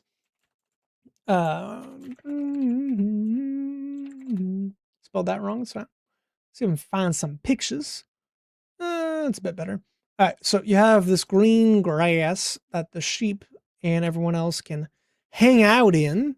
And it's nice and pretty and it's comfortable. Well, Bethlehem had all of these little baby sheep in it in order for you to get all the lambs you need. So Jesus was born in the house of bread as the Passover lamb to be slain by, shepherds nearby witnessing it. And also we have shepherds, like Jesus is the good shepherd, but he's also the lamb to be slain. And that's where the lambs were grown and raised in order to be slain within it. So Bethlehem is close to Jerusalem. They would specifically grow all the lambs. They would raise the lambs, I should say, not grow them. They would raise the lambs. They would birth the lambs around the temple area and near the Jerusalem outskirts. So you wouldn't be that far from the city, so the animals didn't have to travel far. The people would come to Jerusalem, pay for the lambs from the shepherds there, and then sacrifice them in the temple. Because if you try to travel with a lamb who's acceptably sacrificed, it might get hurt on the road, and then you can't sacrifice it no more. So then what do you do? Well, then, so they had ritual lambs that were available to be slain that they would pay a pretty penny for, which is why Jesus drove them out the temple, because they were upcharging on the sacrifices, which made God extremely angry, and for good reason. So you have, only one lamb per. Steven somehow left and then joined back. You only have one lamb per family, and there's around 50,000 to 100,000 families in Jerusalem in all of Israel. So you'd have 50,000 to 100,000 lambs, and you have all of the priests. So if we look at the courses, it's in First Kings, I believe. First Chronicles has it as well. So let's go through this real quick. If you have it in, this is actually how we can know when Jesus was born. Ironically enough, so let me bring up Logos again. So you have the courses. Let me also get rid of. Get back to just the Hebrew. You brew, we all brew. So these are the divisions of the sons of Aaron. They were the sons of Aaron, and they have the sons. And then it specifically mentions the divisions by lot and when the people would serve within the temple. So now the first lot came out for Jerub, second for Jediah and Haram, and then the fifth and sixth, and the ninth for Jeshua, which is actually just Jesus. It's the same spelling for Jesus, which is kind of fun. And in these corpses, you have Abijah as well, which is right here. So the eighth course is for Abijah. It's also how we know whenever John the Baptist was born, because his dad was serving in the temple during the course of Abijah, which we know is towards the 7th, 8th month of the year. He goes home, gets his wife pregnant. 9 months later, you get within Nisan, so a spring birth for John. You count 6 months, so you get a fall birth for Jesus. So interesting that, you can tie those together, but these are the courses of the priests. Well, every well, Passover, yes, but all 3 of the pilgrimage festivals, all of the priests from all of these courses, Christian Gadfly as well, all of the priests from all of these courses are also serving within the temple. So you have hundreds of thousands, or tens of thousands of priests in the temple sacrificing these lambs, and they would just go in rotation constantly throughout, for several hours. So how can they sacrifice all these lambs? How can they sacrifice like tens of thousands? Well, they have, tens of thousands of workers with a very large area in order to sacrifice them, and you would sacrifice hundreds at a time. It would just be flowing with it. Anyway, how you doing, brother? Good. Is Steven my somehow mic? disappeared. Can you even hear me? I can, in fact, hear you. Okay, because I can't find my mic. So this is just my webcam mic. Oh, it's fine. Okay. I mean, we can hear a little bit of background noise, but it's not that distracting. Just mute me if you need to. Okay. So again, with that many priests, you can sacrifice that many animals. It doesn't take that long. Even if every priest only did 2 lambs, that would still be plenty of lambs. You're underestimating how many priests they had. They had an entire race of people within the Israelites that are dedicated to doing that. So, yeah. Anyway, Steven went out for a pee and then somehow came back without a microphone or a camera. What a doofus. And yeah. What is your team right now? Like, I don't have a mic. He doesn't have a microphone or camera.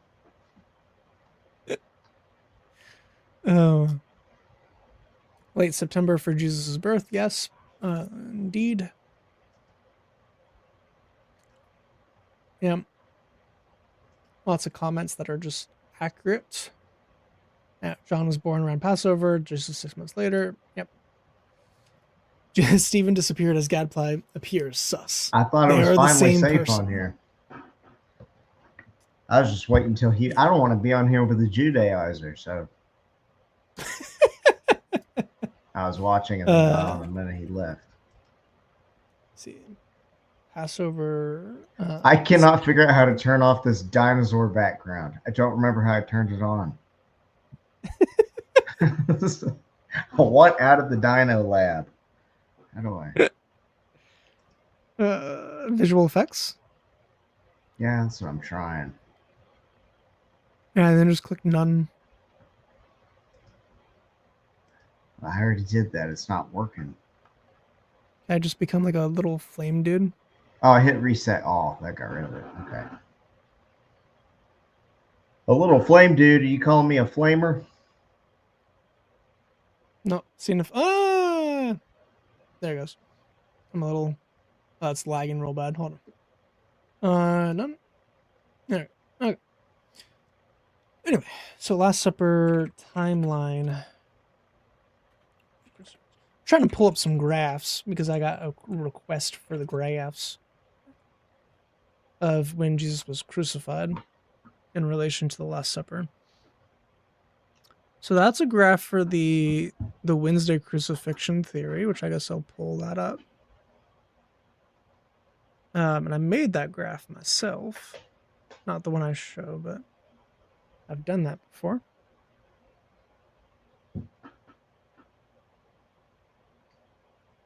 So, how you doing? How you been? I'm good. It's really frustrating to not have my mic though, because I just have no idea what I even sound like. You Probably sound like not you, great. but you sound exactly like you, just a little bit quieter. Oh, okay. That's not too bad. It's probably better. It's probably an improvement. Maybe it's the Lord's will that I lose my mic. I'm gonna manually adjust your mic settings real quick. Okay. So you should be a little bit louder now. Let's give the people something to hear. Yeah. Okay, you can hear me good. We can indeed hear you good. Good. So that's one of the timelines. I might bring up the other one, but Did so you this make this is yourself? no, Okay. I did not. I have made one similar to this, but this is not actually what I'm going through. This would be pretty much a possibility that I've entertained in the past for the Wednesday crucifixion theory. The biggest downsides to this idea is the testimony of the church fathers that all unanimously say he was killed on preparation day of the Sabbath, so specifically Friday. So you would have to basically, if you hold this view, you would then have to say that all the church fathers, including the early church fathers, who said that he was killed on preparation day of the Sabbath, either didn't understand the scriptures because they weren't Jews, or they just are flat out wrong. If you're saying that the church fathers are right, then he was killed on Friday. And then the Passover meal that they're eating would be the Thursday. So you would have all of this shifted over a little bit. But one of the ideas that you could say is that the Last Supper was the Tuesday, and because so the yellow dot here is the day cycle, the black is the night cycle, because Jews break up their days into 12-hour days and 12-hour nights, starting from like roughly 6 a.m. to roughly 6 p.m. And so you would say, oh, well, this supper is happening and it goes into the night. So they're eating it during the day. It goes into the night. Jesus is betrayed. He is then found to be guilty illegally during the nighttime, and then tried and hang up on the cross right around whenever, like midway through day, it's like the third hour. So around like 9 a.m. And then he is crucified for, I believe, 6 hours. He dies around 3 p.m. And then he is buried before sunset for specifically the feast of Passover. So he would be eating the Passover meal with his family, with the disciples, a day, 2 days early. So it would be Last Supper, him tried and killed, buried, actual Passover meal, and then the preparation day whenever the women go out and purchase spices, the Sabbath, and then Jesus resurrecting. So then you would have the 3 days and the 3 nights. This does fit most of the data, except for the language in the church fathers of him specifically resurrecting on, well, not Sunday, but being killed on preparation day of the Sabbath, which then you have to squeeze all of this into this point to that point. So you barely have like 28 hours from Jesus being crucified to resurrecting. So, yeah. Hey, Steven's back. Yeah, you don't really need an opinion on the subject. Both views can work, and people have figured it out both ways. So, whichever one you want to take, go for it.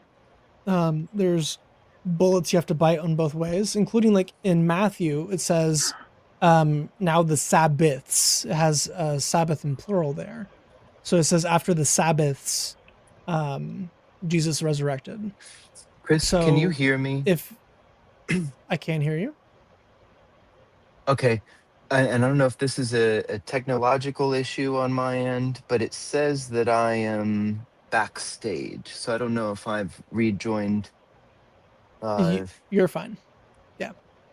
I don't Oh, even I see am? the other Okay. Steven Wow. anymore. Who's got So a. you're good. Yeah. Oh, there was another Steven. There was another Steven at some point. Yeah. Is Christian Gadfly? I thought I heard that, or was that just a? I'm here. You can't see me. Can you hear me? I can hear him. Okay. Can you hear him? Can I hear Blah, blah, Christian? blah, No, I blah, can't blah. hear or see Christian. John You can't hear Jacob. or see Christian.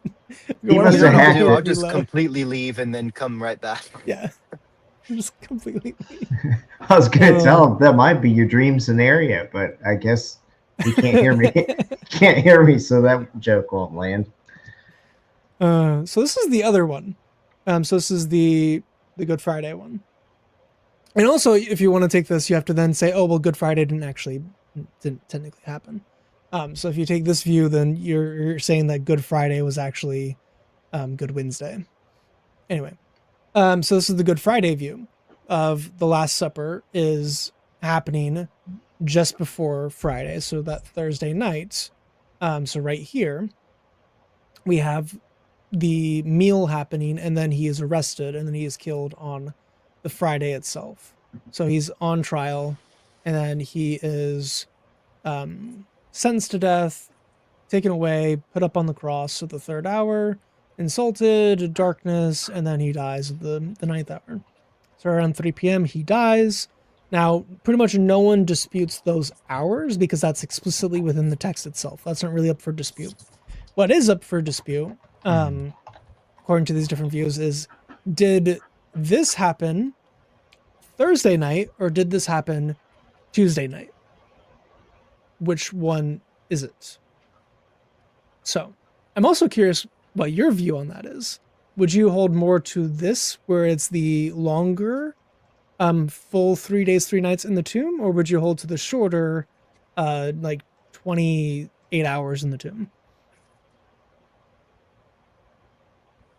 Is that me or Steven Christian you're specifically. talking to? No, Steven specifically. Oh, okay. Yeah. That part, I don't actually isn't so important to me. Okay. Only because I try to view the timeline. By the way, hello, Christian. Hello, can you hear me now? I try to. Yes, now I can hear you. What's important to me is like in the text what we have, which is the time markers, which is Passover night and the weekly Sabbath. Right. And so I think you will not go to hell if you get this wrong, by the way. Yeah. So someone asked, will I go to hell if I get this wrong? No. This is entirely unrelated to your salvation or to Jesus's death, burial, and resurrection. This is just basically semantics on your view. Yeah. Right. Yeah. And so for me, what I view as time markers would be specifically the Passover and the weekly Sabbath, because they definitely, let's say, if you're in a cult, yes, if you're in and so I think that you can very, very strongly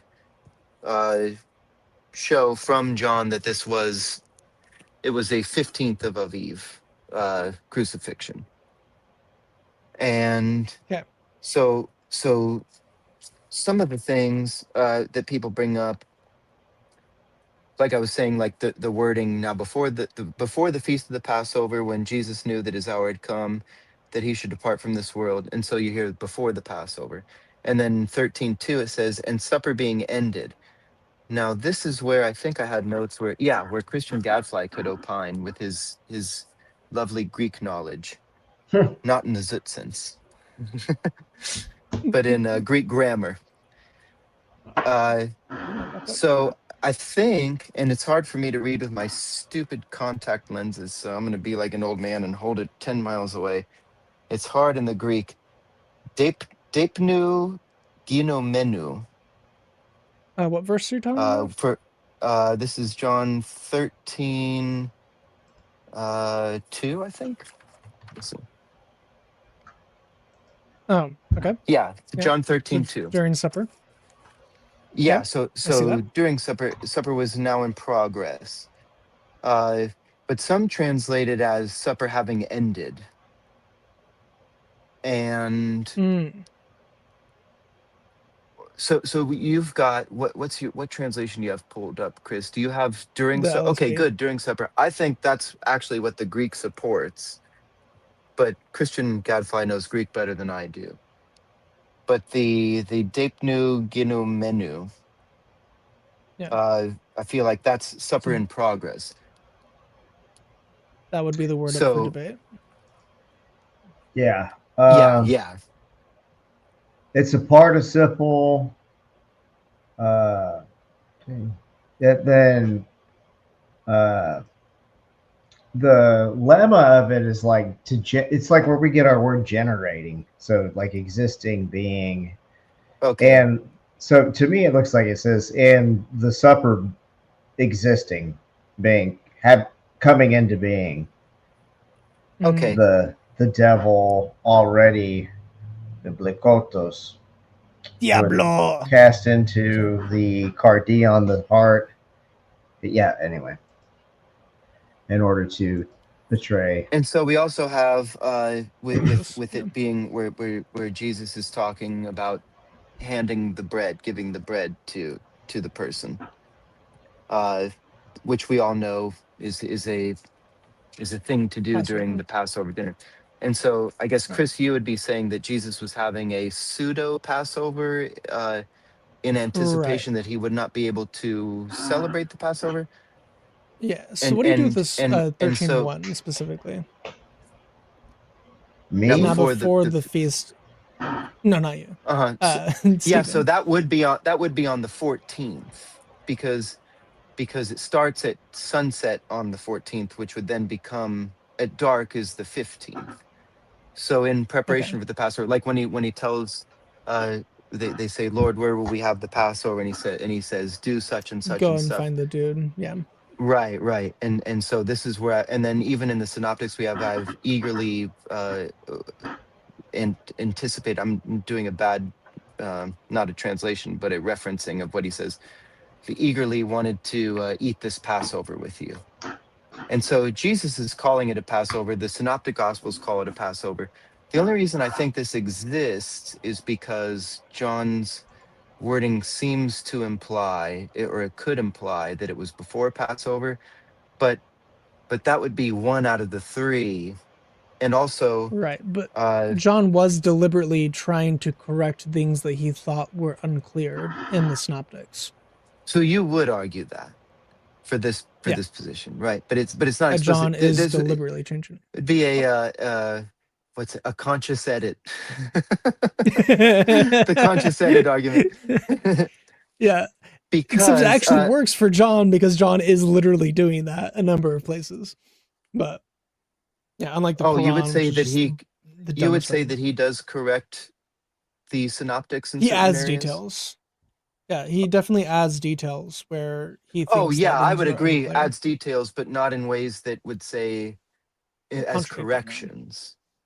No. Yeah, it just There's it no would there's be not contradictions between John and the synoptics. He's adding additional clarifications for oh, people. okay. So you're saying the synoptics aren't saying that it's Passover, and he's adding the little nuances that show that. Is that what you would be saying? Yeah, I would say that Okay. he's doing a better job at explaining what things are, and the people may have just been less clear. And Luke himself is just taking from Matthew and the other witnesses that he had. Mark is a Mm-hmm. combination of Luke and Matthew, and John is reading those three and just being like, huh, well, we need to make, well, first off, let's just make Jesus being God the clearest thing we can do right now. So, in the beginning was God, and the Word was God, the Word Okay. was God. It's like, oh, yeah. So, like, all of the Gospels teach Jesus as God, but not nearly as clearly as John does. And that's not because it went from low Christology to high Christology. All of them have high Christology, as I'm about to beat into people's heads on Friday. Um, but he's making it way more explicit and clear and adding this detail that the others don't. He has lots of stories and references and things to that the others don't in order to show, okay, this is actually why this happened, this is what we believe, this is why we believe it, this is what Jesus is doing. It's also why he has the high priestly prayer and all these other like he has as much content after the start of the Holy Week than he does before the start of Holy Week, and he's the Right, only right, one. Like right, in right. Matthew, the Holy Week starts in like chapter 26, like Mm, entirely lopsided compared to every other gospel, where yeah. so much of John is So after the Last Supper. I think a lot of this is kind of an issue only because Second Temple Judaism was kind of in a state of. I mean, you had the Flux. Pharisees, the Sadducees, Yeah. you had Jesus, and you had other groups. The And Herodians. so Yeah. and so you have certain terms that they knew what those meant when they were saying them, whereas us looking back on it, uh, we kind of struggle, because this is Right. really our main window into that culture and context. It's a very which again is kind of a nice argument for how significant Jesus was. Is this is a very, I mean, like, this is, we know more about the Druids, in certain ways, than we know about certain things, or that we ought to know about second second temple Judaism. It's Right. because of Jesus that these things have been kind of pushed into the forefront of knowledge, because people saw it as being important to record. So Right. on that topic, I think the interchangeability of a lot of terms, such as Passover, like, if I would actually wager to say that a lot of people who are familiar with Passover that don't keep it think that Passover is a 1 day thing. Right. However, Instead of it being a week. Passover is a week long. It's the beginning of the Feast of Unleavened Bread, Right. which is a week. And 2 even in weeks the for New the unleavened Testament, they bread. use these interchangeably. So, Right. like in Matthew 26, he says, "Now on the first day of the Feast of Unleavened Bread, the disciples came to Jesus, saying to him, 'Where do you want us to prepare for you to eat the Passover?'" So that's Matthew 26:17. Matthew's calling it the first day of unleavened bread, but it's not. This would be the 14th of Aviv, because you don't eat the Passover until the 15th. So even Matthew, and then Luke, where is it? Luke 22. He says, "Now the feast of unleavened bread, which is called the Passover, was near. Then came the Was day of drawing unleavened near. Yeah. bread, on which the Passover lamb had to be sacrificed." Right. So it's not. It does get a little bit unclear for us, being so far removed and so culturally removed, as to which day are you guys talking about? Right. Nissan, There's been Toyota. multiple comments on that. Okay. Oh, Nissan okay. and So Aviv are the same biblically, it's thing. Aviv. Yeah, Aviv Nisan is the came old in term. after the Yeah. Babylonian exile. Yeah. They If you they go and adopted read this the Old some. Testament in Hebrew, you'll see Aviv whenever Yeah, it's talking about it. like Exodus Yeah. when the A lot commandments of given, Deuteronomy. yeah. So in the law itself, in the Torah, it's Aviv. And then later on, Hmm. whenever they came up with month names for all of the months, because previously it was like Tishri, for example, was Numbered. just the seventh month. So Right. instead of it being the seventh month, it's now all of a sudden Tishri. So Hmm. same with Nisan. Nisan was just the first month, and well, it was Aviv, and Av is like the father, like the beginning. Well, So and the Aviv Aviv is like the specifically is beginning. referencing the state that the barley in the land would be in, because that's how you would time it. The The month of budding. Aviv. Yeah, when the barley Mm, would be in the Aviv state. And that's a whole other tangent we could go down. Uh, but yeah, biblically, Aviv, they would have said Aviv. Now, no, well, I say biblically, after the Babylonian exiles, when they picked up some Babylonian names for the yeah. months. Uh, So just because Stephen is but a Torah observant Jew I'm used Christian, to using. um, yeah, he's used to using Aviv. So Mm, just filter that in your uh, brain as you will. But yeah, sorry. Nissan, Aviv, same thing. I'll try to use Nissan for smoothness. But so in Mark 14 says, "Now on the first day of unleavened bread, when they killed the Passover lamb, his disciples said to him, 'Where do you want us to go and prepare that we may eat the Passover?'" So, Chris, I think that would be an issue for you, for your position, uh, because that would be an actual contradiction if you take John as presenting this as a pre Passover meal. Mark 14:12 is what I was reading from. Okay. So this is, "Now on the first day of unleavened bread, when they killed the Passover lamb, his disciples said to him, 'Where do you want us to go and prepare that we may eat the Passover?'" So he's talking about the 14th of Aviv there. That's when they would kill the lamb, and then you would eat Right. it that night, which would Right. begin the 15th. So if Yeah. you take that John is doing a 13th, I guess it would be the 13th of Aviv going into the 14th that evening, then that would Right. With be in Aviv direct being contradiction with Mark.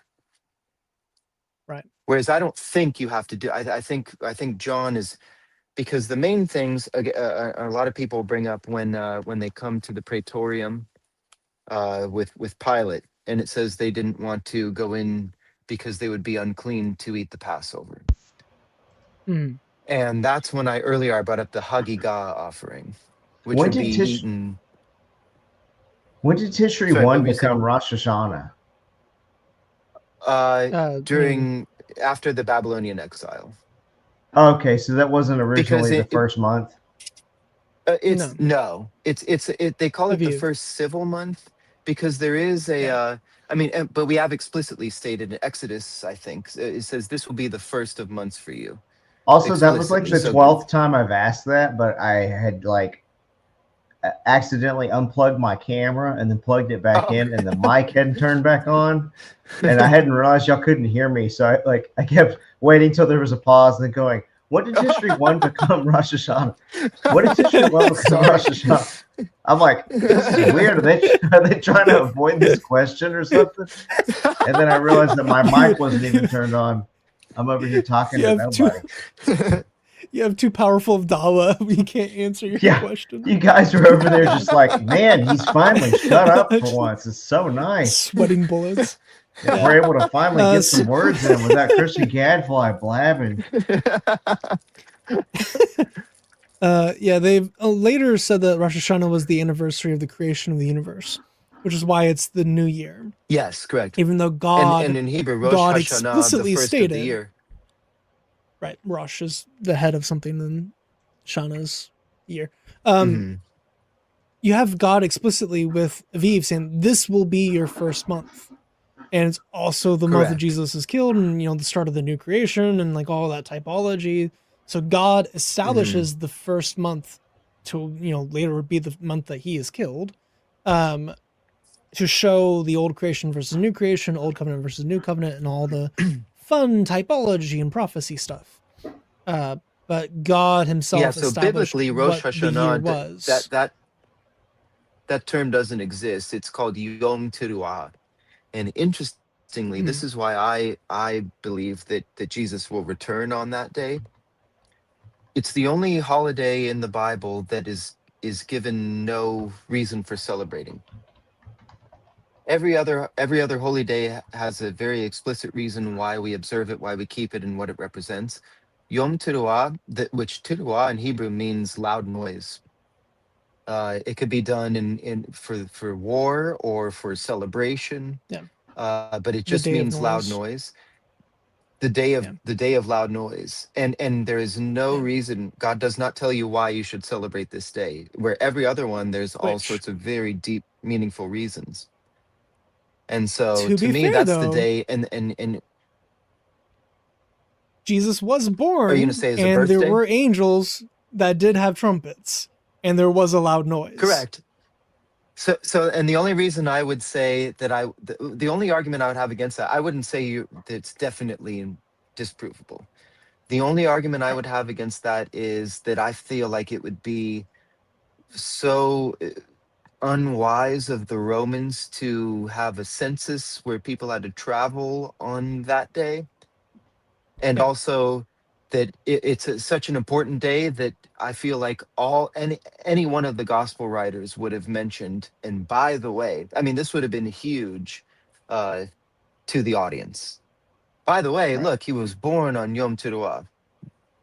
That would be a big deal. So I'm not saying he wasn't.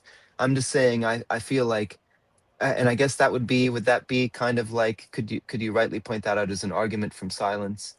But I think it's I would say a little bit. It's a okay, but I think it's a conspicuous pretty silence, at least. strong. Yeah. Yeah. Well, he was for sure born in the fall.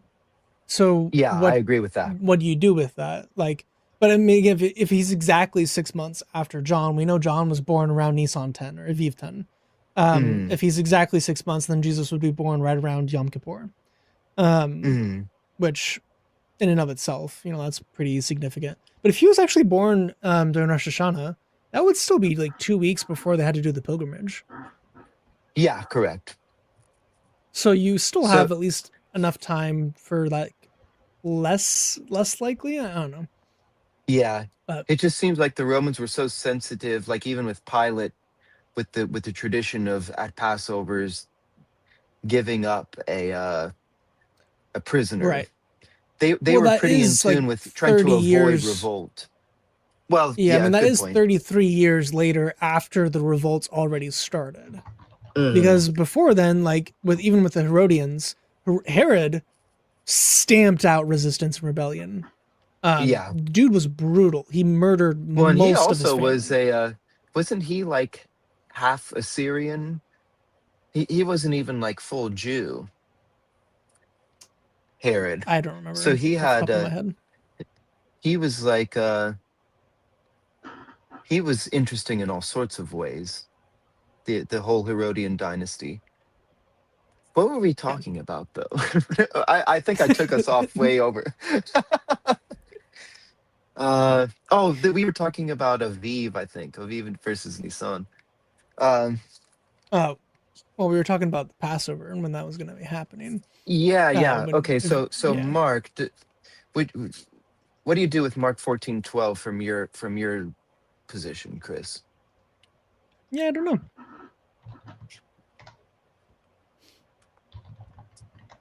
Because I think that that kind of, unless you want to just acknowledge that there's like a blatant contradiction between the two. I think that kind of settles it. Yeah, And I think it does kind of come down to what I was saying about like the interchangeability of terms.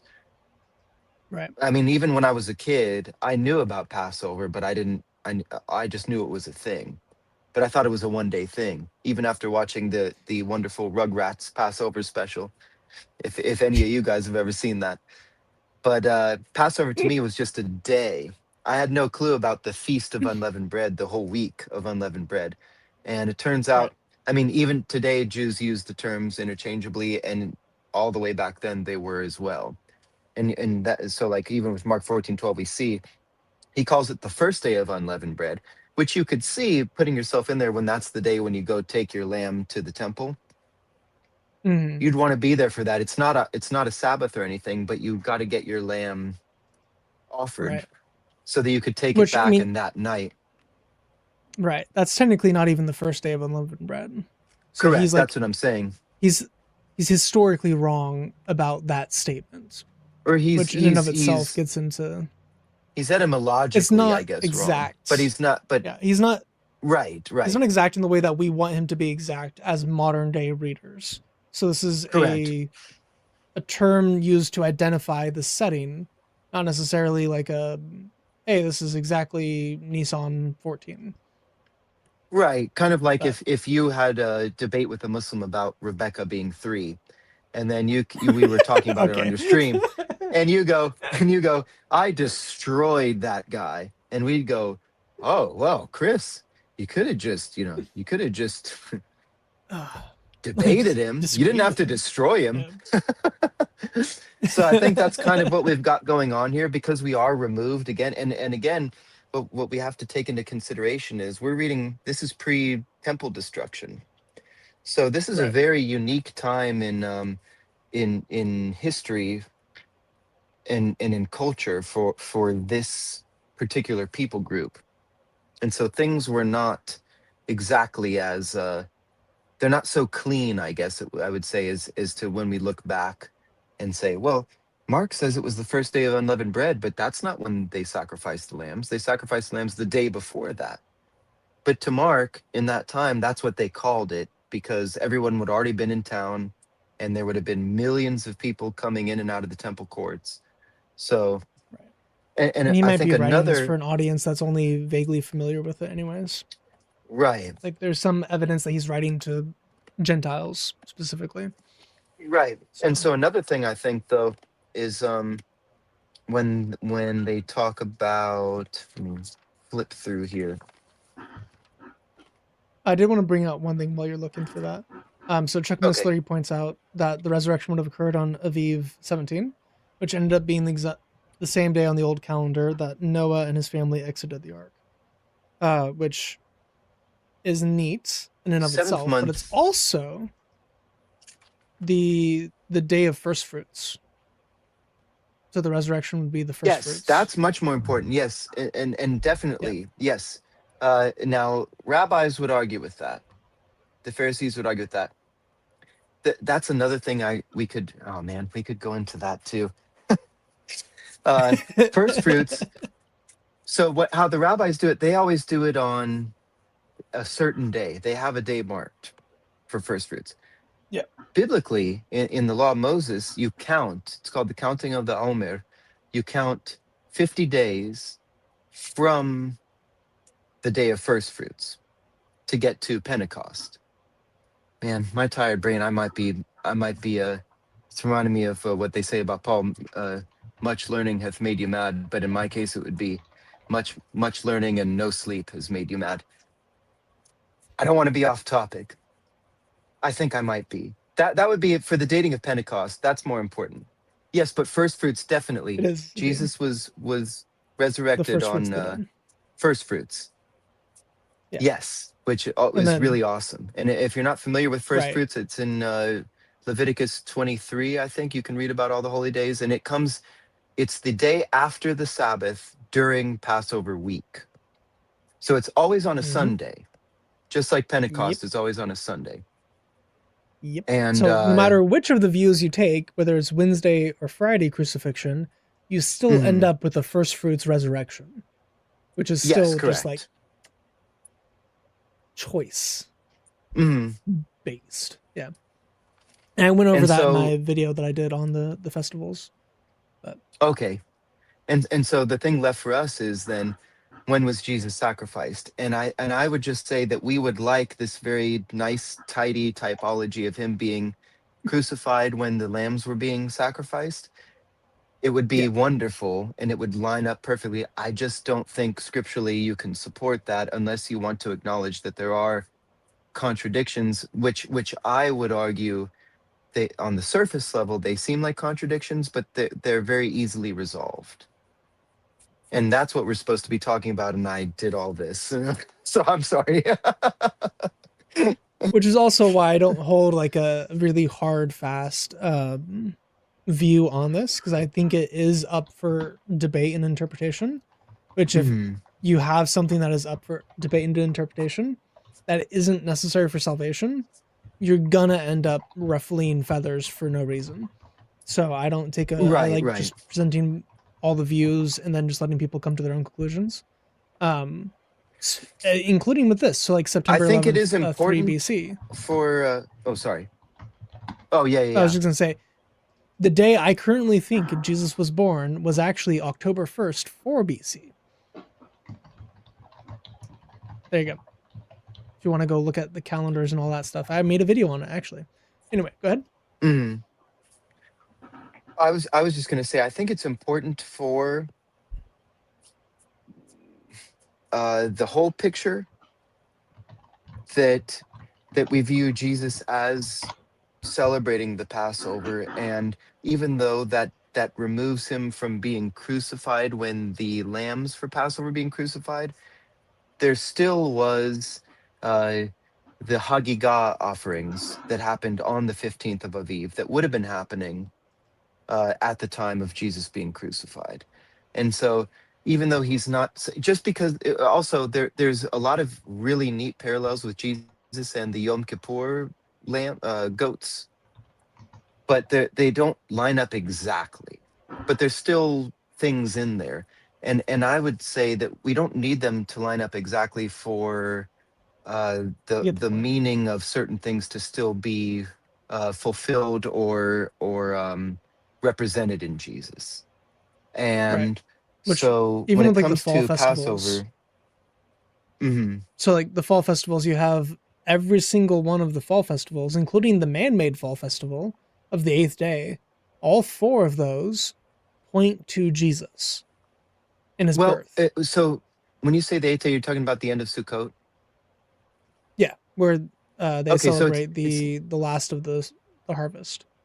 Yeah. So the eighth day is actually not man-made. They now the rabbis celebrate it as they call it in the Bible. It's called Shemini Atzeret, the eighth Atzeret, uh, eighth day of.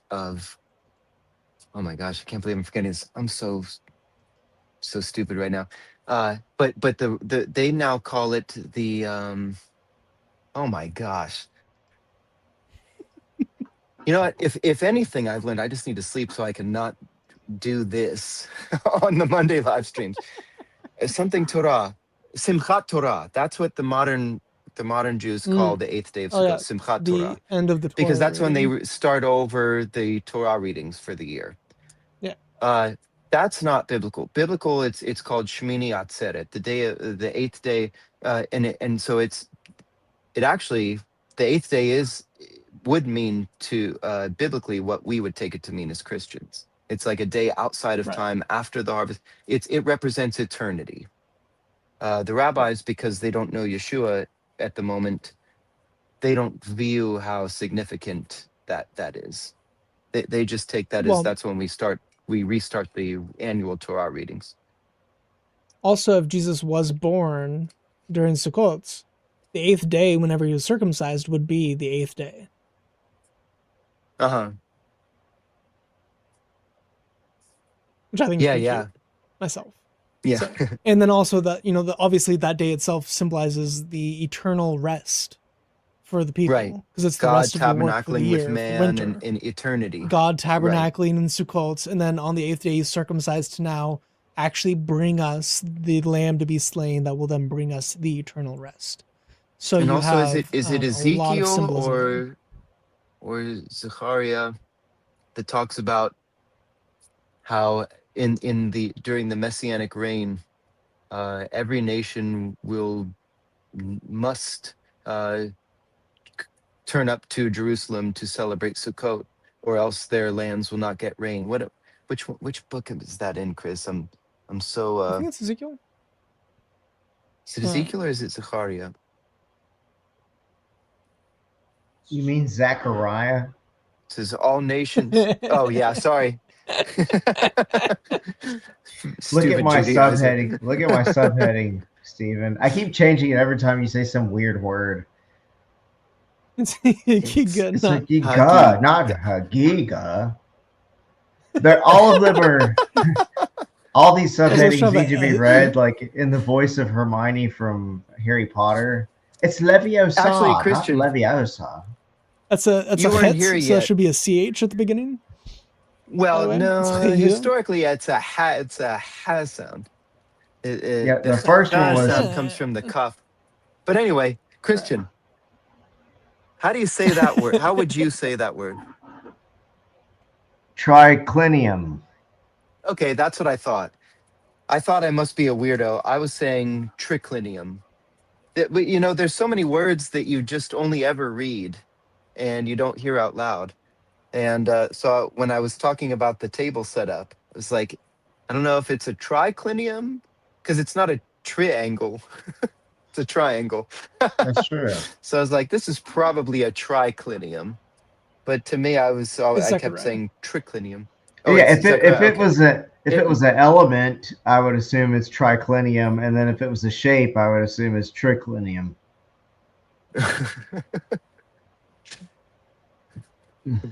So back to Zechariah, Chris, you were saying something about Zechariah. Gesundheit.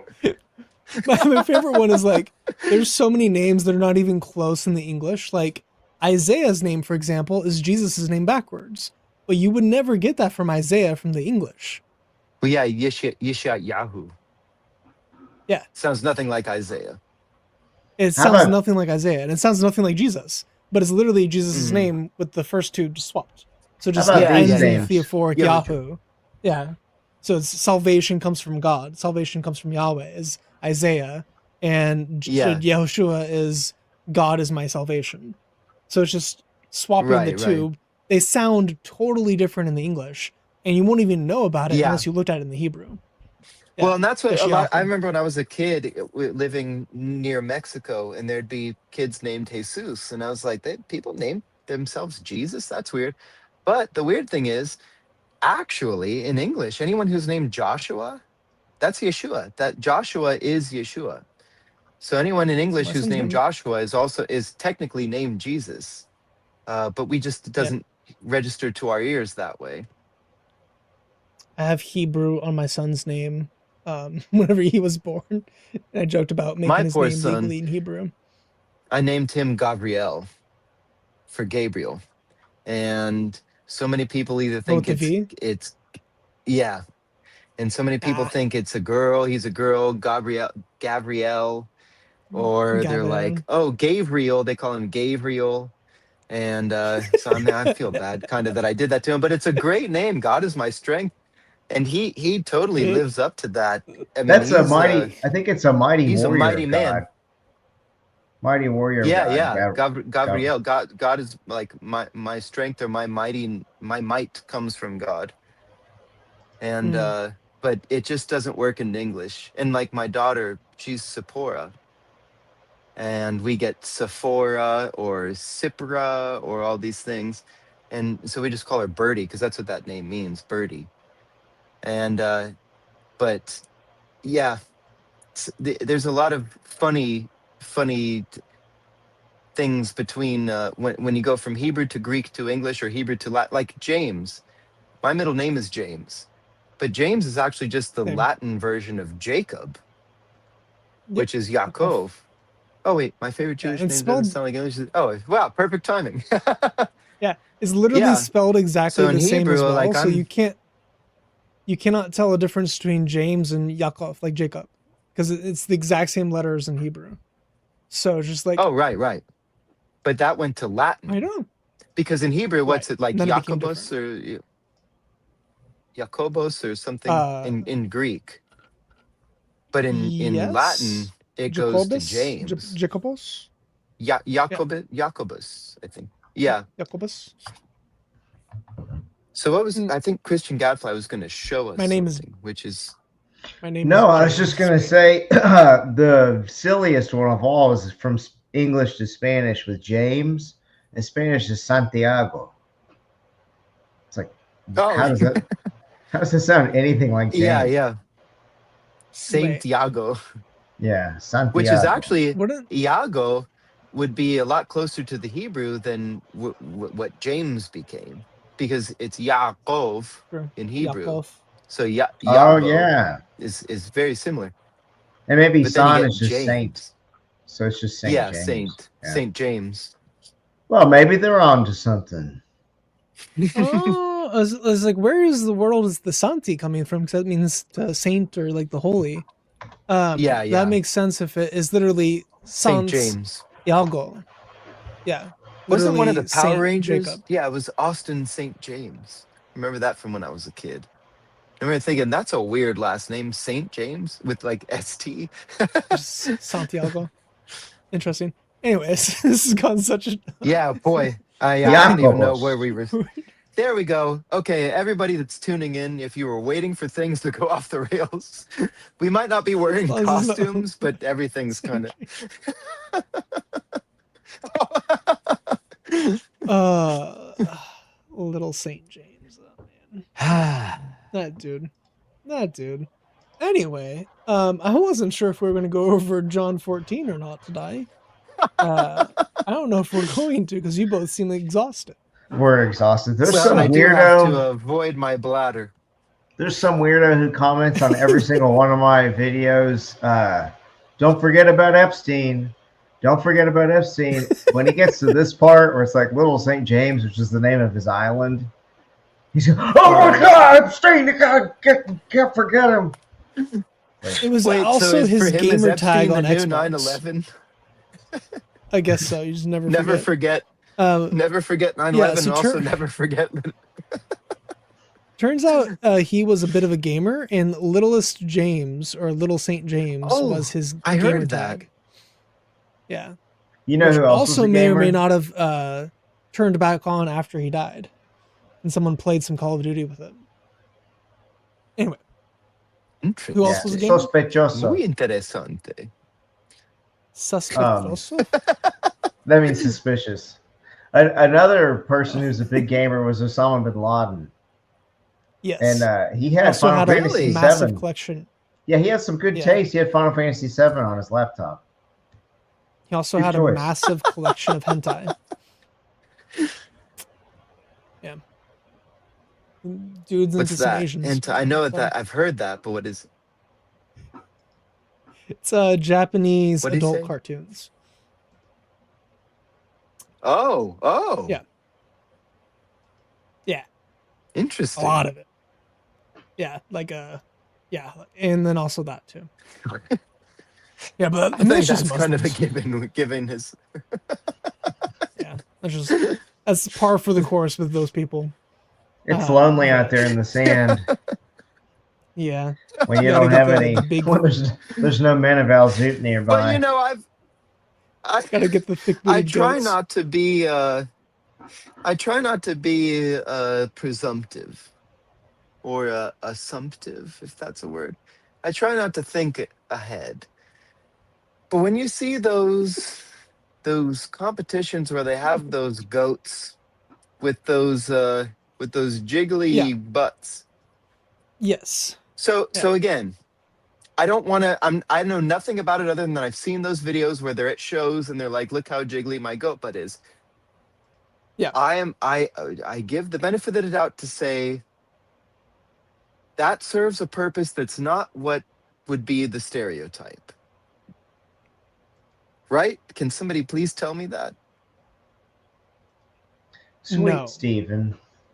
Oh, sweet, No. naive, It- kind-hearted Oh, Steven. no, I cannot tell you that. can't. Mostly because I've seen video evidence of the contrary. So, yeah, like I don't know if I can actually say this on stream. I saw one dude preparing the goat for the competition. Not you And- preparing the Where goat, you not take it for to a Last dinner Supper. and right. He was cleaning it quite Uh. thoroughly with his hands, and all the Oh crevices and holes. no. So Wait, like that? yeah, Wait, so are there? I don't know. I just shouldn't. I mean, that brings up so many questions. Stop asking questions, Steven. Yeah, It- I won't. it I won't will- do it. You know, It what? will I'm gonna only go lead to pee. more answers. I'm just going to be straightforward. Hey, everybody, I'm going to go pee. There's no code words here. I'm just going to get right away There's- from the jiggly butt goats and. He's got and another Chris, stream going. I'll still hear you guys, but yeah, but I'm gonna take a quick there's some breather. websites dedicated. There's some websites dedicated to answering your question that I don't think you want to know about. So anyway, yes. back to the Bible. this long pause. What's the Bible got to say? What's the Bible got to say about goats? Sacrifice them, don't breed with them. Anyway. Oh I got a DM man, on. I gotta tell the stream. 2 days ago I swam a mile. Then yesterday I did a whole something called a deck workout where you go through a deck of cards and do everything in the cards. And then today I ran 30 minutes and did a minute and a half of sprints during that with in 20-second increments. So I'm tired. I'm so tired. I haven't been able to walk briskly in over a week without the overwhelming urge to poop my pants. So we were actually going to go to the gym today. Not happen. But yeah. Do you have any eventually work out weights again. in your bathroom? That would be a good idea. Just whenever I'm stuck in there So for sad. weeks at a time. Try to get some kind of a pathetic workout. Luckily, as a dad, like I'll flex in the mirror and be like, "How did my arms get so big?" And it's because you're throwing your kids around all the time, even if you don't have time to work out. But you don't get good cardio just naturally, so you'll end up getting fatter and fatter. But that's where the dad Right. bod comes from. You have big muscles from throwing kids on the couch, and then you have a big belly from lack of sleep, cortisol, and no aerobic exercise. It's all anaerobic. Because even you're like, And- well, I bet you run around and chase your kids. No, you find games where you don't have to move. It's like, oh no, I'm a zombie, and then you like barely move because you're just tired all the time. Yeah. Your body also, whenever you have your first kid, it goes into a fat reserve mode, like permanently. So if you ever need to go hungry to feed your kids, you can. Same thing happens to women. So parents are significantly fatter than non-parents, even with the same age. Just your body, it just goes through it. Another but lazy game.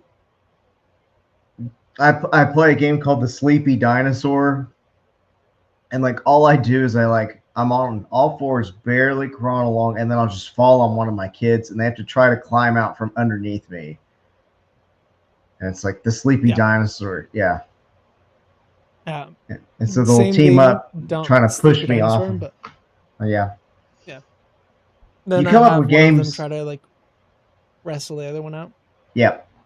Yeah, you come up with games that involve just the least amount of effort on your part and the most amount of effort on their part. Kind of like what Dawa people do to us, where they make up something and then you have to spend like a whole week reading books.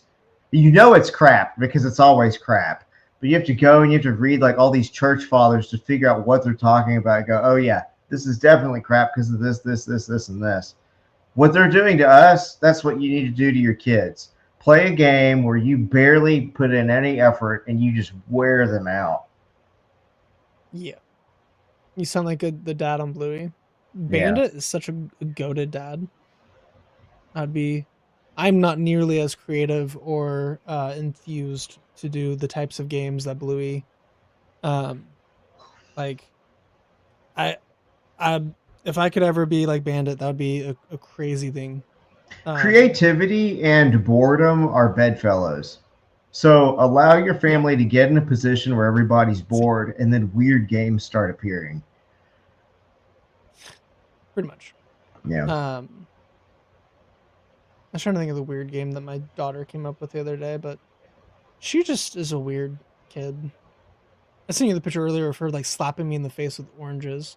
But she literally walked in here and said, "Daddy, I'm hungry." Orange. And then like literally just started, and it wasn't just once, she just kept repeating it and said, "Open, open, open." She's 2.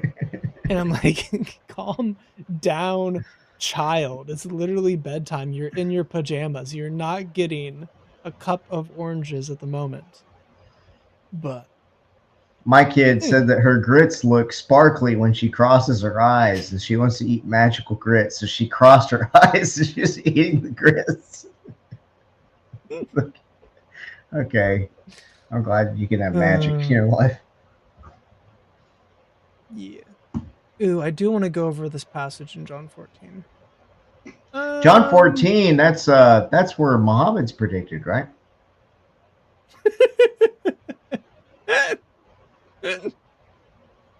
He needs to be predicted somewhere because it's not like 7157's lying. The Quran says that he's mentioned in the Torah and the Injil. Yeah, so I'm guessing, is mentioned in the Torah, just not the right Torah. Oh, yeah? Yeah, there's a talk of a Gentile prophet in the Talmud, which I think he's actually thinking he is. Okay. I'll eventually make a video on that, but there is enough overlap of so there's a belief that from Malachi on there was no prophets, and whenever the end happens, whenever the Messiah comes back, prophecy will return. So that's a view within the Talmud. So I think because he says that, oh, Jesus is about to come back, like the end is nigh, because he's a doomsday rabbi, I think he thinks that he's actually the fulfillment of the Jewish belief that the prophets will return before the Messiah. And he obviously thought the end was happening then. He has so many statements about the end happening immediately. Even within the Quran, you have stuff with it. but the hadith is just so clear that Muhammad thought the end of the world was going to happen immediately. So because of that, you can go through not only the Gentile prophet passages of the Talmud, but also the end times passages of the Talmud and the description of what the prophecy is meant to do and accomplish. And I think he thinks that he's some form of that fulfillment.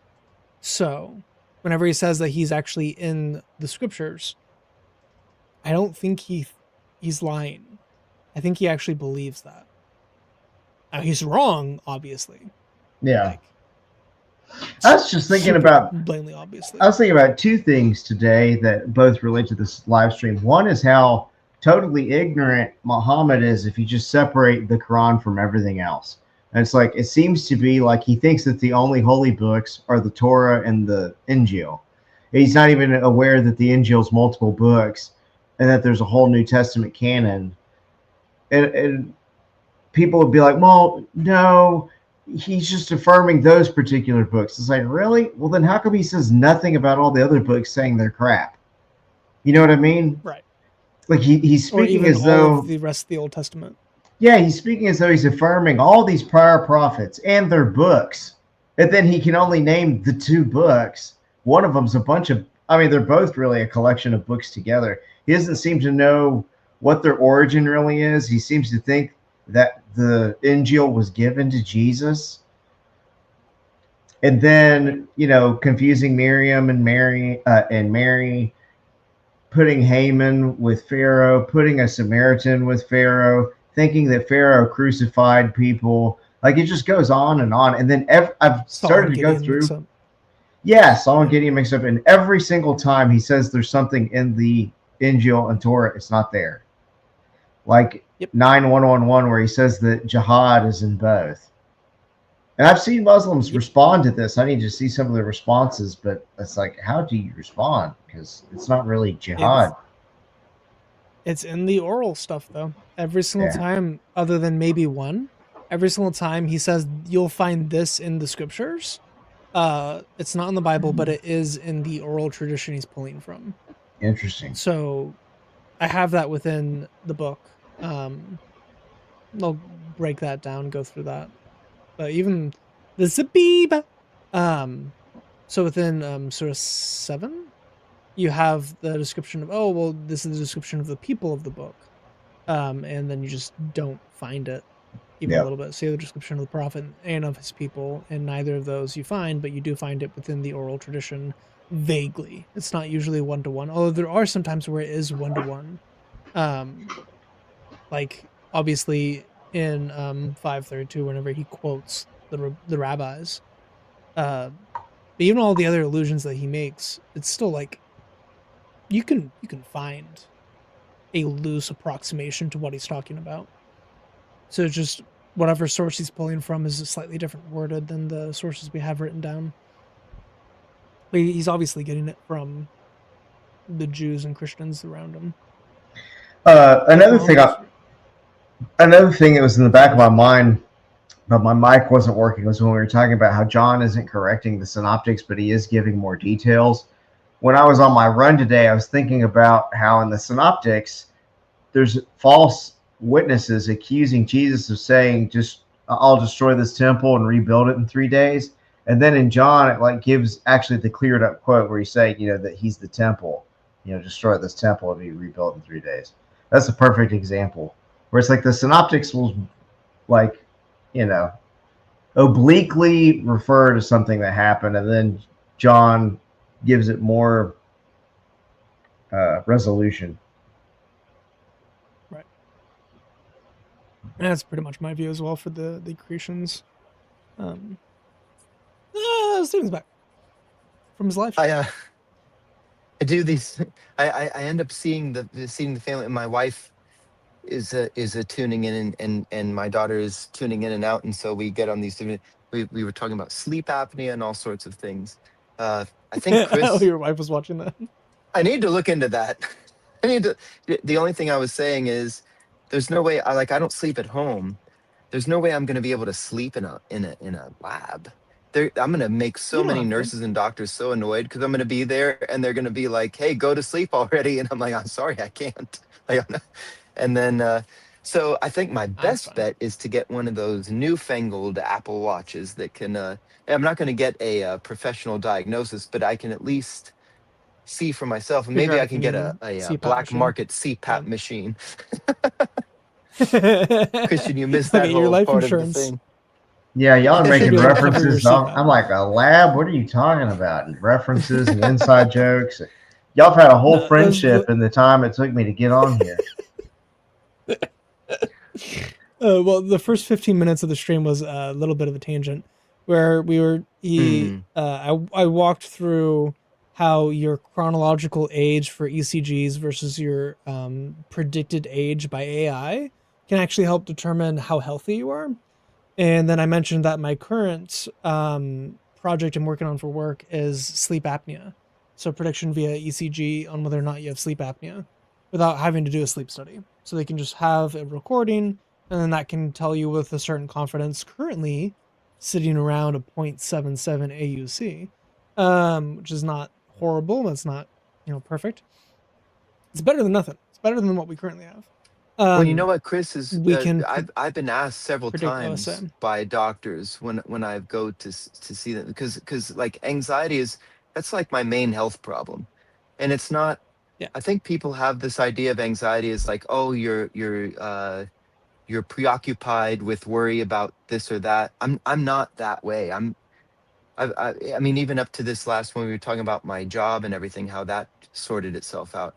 I don't sit around and think, and I've had like with my dad and everything, all sorts of traumatic experiences, but my mind is not preoccupied with those things. And so I think a lot of people, when they hear anxiety, they think that like you're a worry wart or like you're just Mhm. sitting down and like at dinner with your kids and you're thinking, yeah, but I mean, tomorrow we might not be able to afford dinner. What do we do? I'm a pretty laid back person as far as that goes. I didn't used to be, but I am.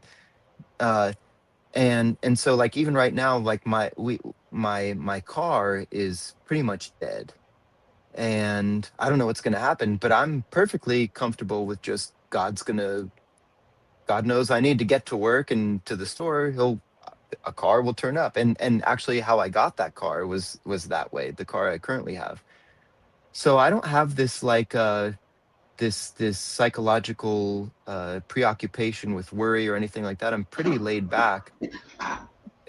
My anxiety is more of a it must be like a subconscious thing. Like one time I went to the emergency room, I thought I was having a heart attack.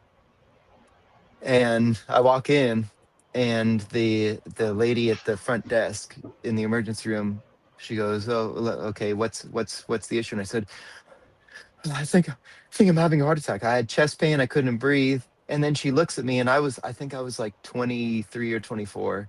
And she was like, okay, fill out this paperwork and blah, blah, blah, and go sit over there. And I was like, wait a minute, lady, I'm having a heart attack. Like, you're lucky I made it here. I thought I was dying. But then when we were waiting, because we had to wait for like, I mean, it probably was a lot shorter than I feel like it was because I was having an anxiety attack. But in the meantime, before they called me back, uh, my wife was with me and I started talking about my dad and I started crying. And Hmm. after I cried, I felt completely better. Hmm. And I was like, oh, I mean, they don't need to call us Steven, back. I can go home. what Yes. kind of dreams do you have when you dream? Well, I just actually had a dream last night about my brother. Uh-huh. I have some pretty, I've never actually had any good dreams about my dad. I have a lot of dreams I have are typical, I'd say. I do have some significant dreams where it's usually my dad is there and he's angry and he's drunk. And Hmm. then or also though the last dream I had about him, he was fine and it caused me within the dream to say this must be a dream because this is weird. Like I thought my dad was dead, but now he's here and everything's cool. So I think it's a lot of subconscious stuff. Yeah. Uh, but And so that's why, like Chris, we were talking about at the beginning of the stream, like I didn't sleep last night because I even put myself to bed like a good boy. I mean, it was still too late for responsible people. It was like 1:30. Yeah, But I'm even getting my off daughter here real goes, soon. "You're yeah." My I'm daughter not like goes, "You're you going to night bed at owls. 1:30? Like, good job, Baba." And I was like, "Yeah, I'm trying. I'm trying." And Well, then as no soon wonder as I you have fell asleep, anxiety. well, I I'm fell so asleep for stupid. 10 minutes and I Yeah, woke up with an anxiety attack. I thought I was yeah. suffocating and my heart's beating and I couldn't breathe. And then I was like, okay, I'm used to this kind of like it comes in stages, but it's not usual that it'll interrupt my sleep. But so last night it did. And so then I was like, okay, took me about a half hour to recover to be able to go back to sleep. Then it happened again. And then it just happened all night to the That's your point where subconscious trying to talk to you. So that's how your subconscious I think talks to you so. is through your dreams. Like Hmm. and a lot of times it'll be a metaphor for what you actually need to do. So there was one time when I'd gone a long time without visiting my mom. I hadn't even been thinking about it consciously, but then I dreamed that I was in her garden and all the fruits were overripe and were rotting on the plants, and I felt sad. And I woke up and I go, what the hell was that? And I thought about it a long time, and it was where I had neglected my relationship with her. And so it was like a garden that hadn't been tended to and hadn't been drawn from. I hadn't been harvesting from. Hmm. A common dream with me is where I'll be with a group of friends from like so in my 20s is probably some of the funnest times of my life where like I worked at a Christian camp and had really good community. And so I'll dream about times when I've been in really good community, like when I was in band in high school, or when I was in the bagpipe band, or whenever I was working at this camp. And it's like my subconscious longing for the deep community connections I used to have.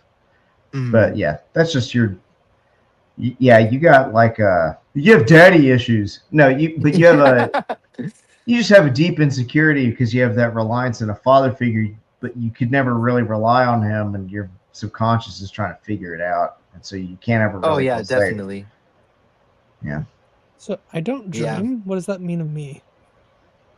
you might be. Jung would say that your subconscious and conscious is pretty integrated, and I think that's easy to believe because you don't have a filter, and so there's no like your it's like your subconscious doesn't need to communicate anything to you because it's already integrated into your consciousness. So yeah, there's no inner voice trying to get out. It's just everything's already blah. Yeah, I have a couple dreams every year. Usually when I just go to sleep and then I wake up grumpy. So it's like a time machine for me. So I Now just I did don't have a dream though experience of anything. that I talked about with Chris vaguely, but when I was 17 years old, I had a dream that there, and I even wrote it down and revisit it every so many years because it seemed so important, but I could never make any sense of it. But in this dream, it was me and two other people, and we were in this vast expanse, like kind of like a parking lot, but I don't think it was paved. And it was like there was three animals that were lined up, uh, that were like they were significant. It was a hyena and it was a white wolf and a black lion. Hmm. And in the dream, God assigned me to the black lion. Interesting. And I just thought, well, there's no such thing as black lions, so that's weird. And so lion obviously has a lot of biblical meaning, but like black tends to be like not necessarily biblically, but just culturally like a negative connotation. There goes Chris. Yeah.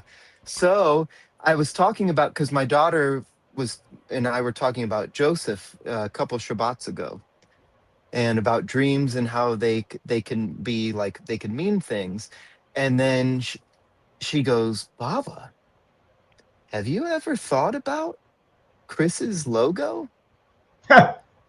And I said, no. And so then I was like, is that what it is? And so then I was like furiously going through my journals to try to find the entry where I wrote about it. and because I know I had made a drawing, and I'd love to find it. It's somewhere in my my impressive bookshelf that's out of sight. But I have so many journals.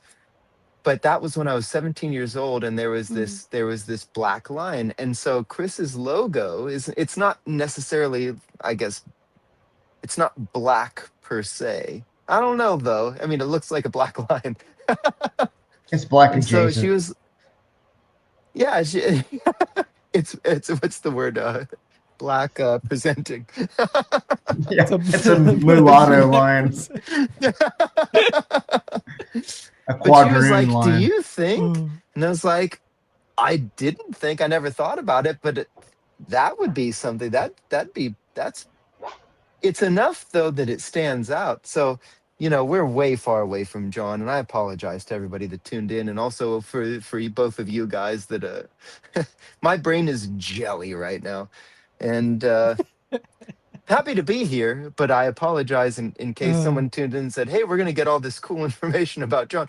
I mean, I there don't think was enough. anyone watches this show to get cool information. Hey, come on now. Not since we joined. Yeah, Uh, not since I fixed my mic. Speaking of cool information, this Friday, I think I'm actually going to start early. So, like 7 p.m. this Friday, I'm going to be I'll giving tune a in. 4 to 5 hour presentation on Jesus being God in the Bible. So, we're going to go And through all of it. it's a bit of a promotion here. Chris knows what he's talking about, and he's got it down. And besides that, the most important thing for me, and what I would say for any Christian, is Chris will show you the text.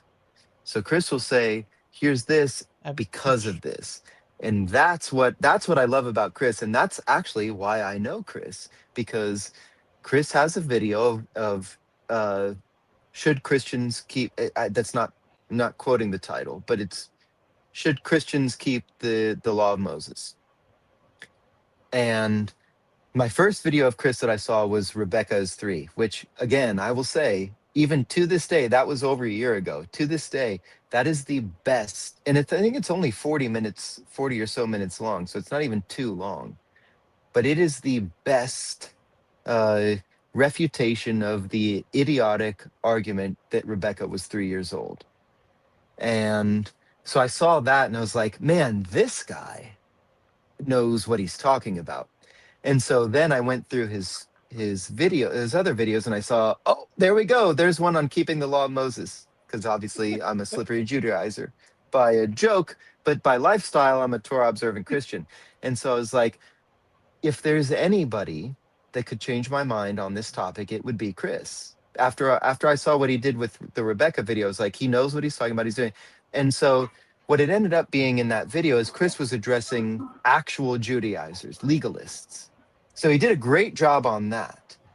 But from my perspective, there was a lot of blending. If that's what Chris was addressing, but if you're someone who does keep the law, there were certain things in there that I was thinking, well, I don't think that holds up, this or that. And so that's how I ended up contacting Chris. And this was so cool of Chris, which is, I just wrote him. I don't know if it was through the Islamic Dilemma Discord or if it was through YouTube, but he was like, yeah, we'll talk. And then we had like a 6-hour, we started at must have been like 10 o'clock my time. It was 8 like p.m. 5 in the morning. Yeah, on a night. weekday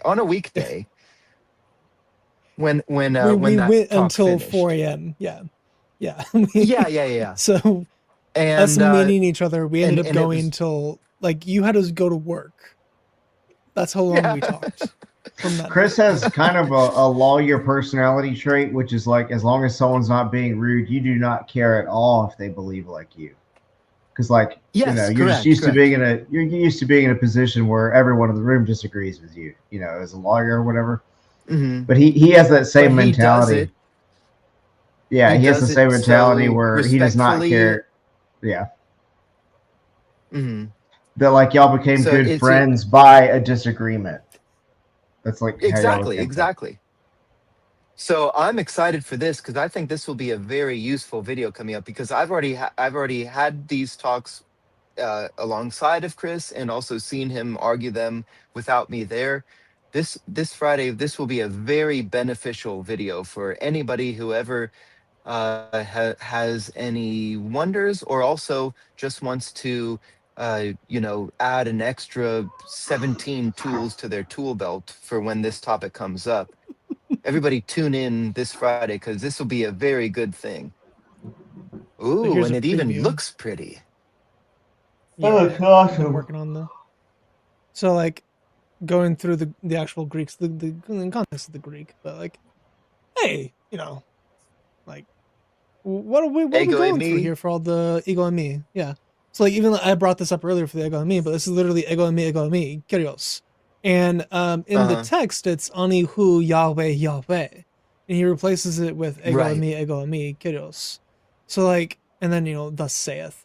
So I Yahweh speak righteousness. And replacing the divine name and even with this Ani, so there's a lot of really cool stuff with this, but Oh boy, I'll be this is going going to be through, really good. This is going to be very good. yeah, how Jesus actually uses Isaiah, how he uses all of these topics, and yeah. So I have a lot of stuff on this that we'll be going through.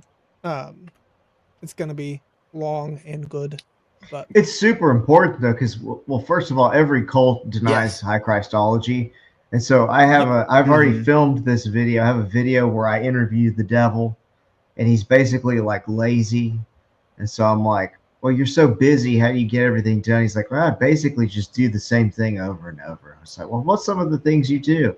I deny high Christology.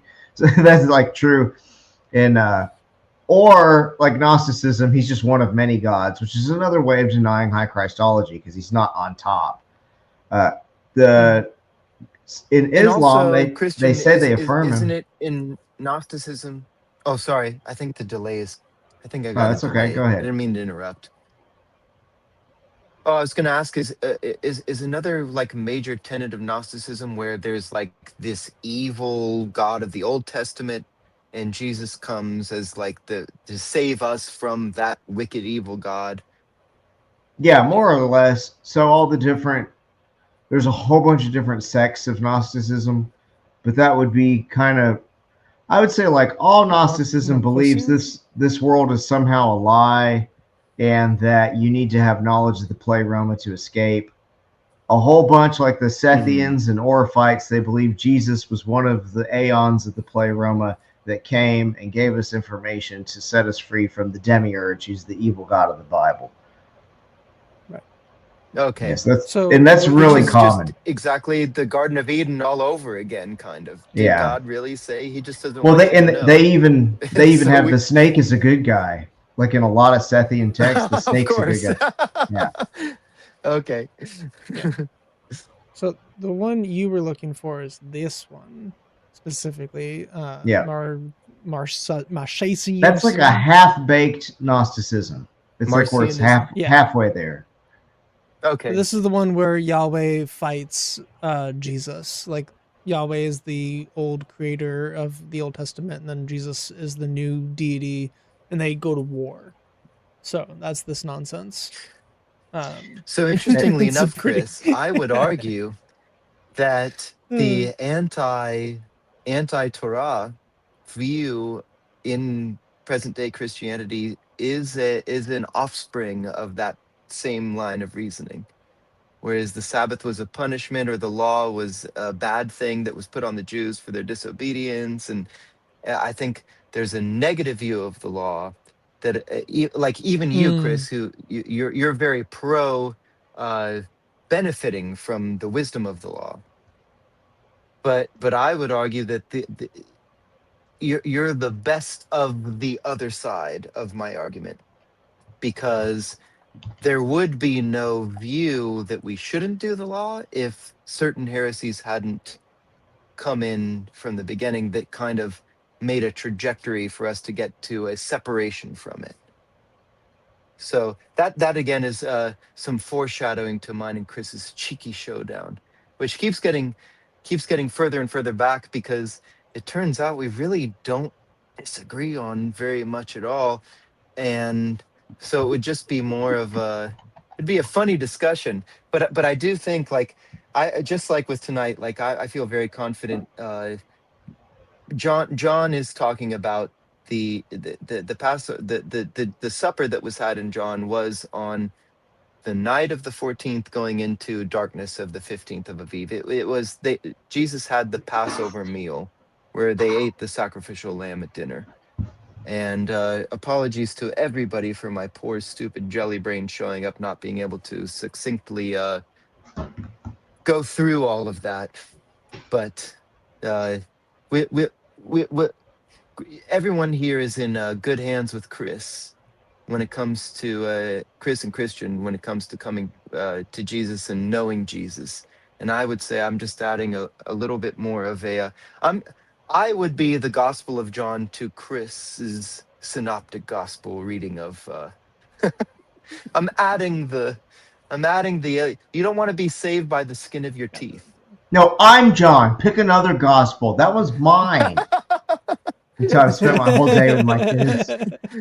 My kids, it's like Did I tell y'all this story where they started fighting over the tooth fairy? My 6-year-old lost her tooth. And she's like, I can't wait to get a present from the tooth fairy. And then my 2-year-old was like, no, my corn fairy. It's like, what? And then the 6-year-old was like, no, my tooth fairy. And then the 2-year-old, no, my corn fairy. It's like, what even is the corn fairy? Why are you arguing with this 2-year-old? Just over nothing. Back to your deal on high Christology, though. They all say, we respect Jesus more than you do. It's like, okay, really? Well, then listen to all these things he says that tell us what he really thinks about himself. Well, he never says, I'm God, worship me. Okay, yeah, but he does say, I am over and over. Yeah, he does walk on water. He does show it through his actions. He does play God with his actions. Mm-hmm. Yeah, he says explicitly, hey, honor me as you honor the Father. Yeah. Is that worship? And what's funny is they try to quote that as a low Christology segment, and they'll quote that out of context. Yeah. No. I called Cora on this. She did it on Twitter. One of them, I don't remember. It's one of the ninjas. I don't remember. I saw that. That was good. There's a couple of ninjas, and they just all say the same stuff.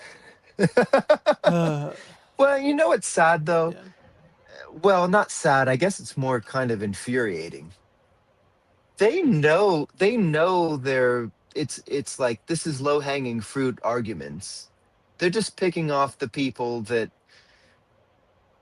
aren't really Christians to begin with, where it would be like maybe like an atheist, they see them like, oh yeah, yeah, sounds like Christianity's pretty stupid. I mean, even when she brought up the Bible says bugs have 4 legs. Yeah. I was thinking about this earlier before the stream started. I was out with my daughter and she saw a moth, and because especially growing up, I loved bugs, and so when I even as a kid when I read that, I didn't think the Bible is so stupid that it doesn't even know how many legs bugs have. I just recognized that this must be a classification thing. I mean, like, most, if not everybody in the Bible would think we're stupid for considering a whale to be a mammal. Yeah. Because it's a it's a big fish is what it is. For them, the category sea creature. Yeah. Exactly. Right.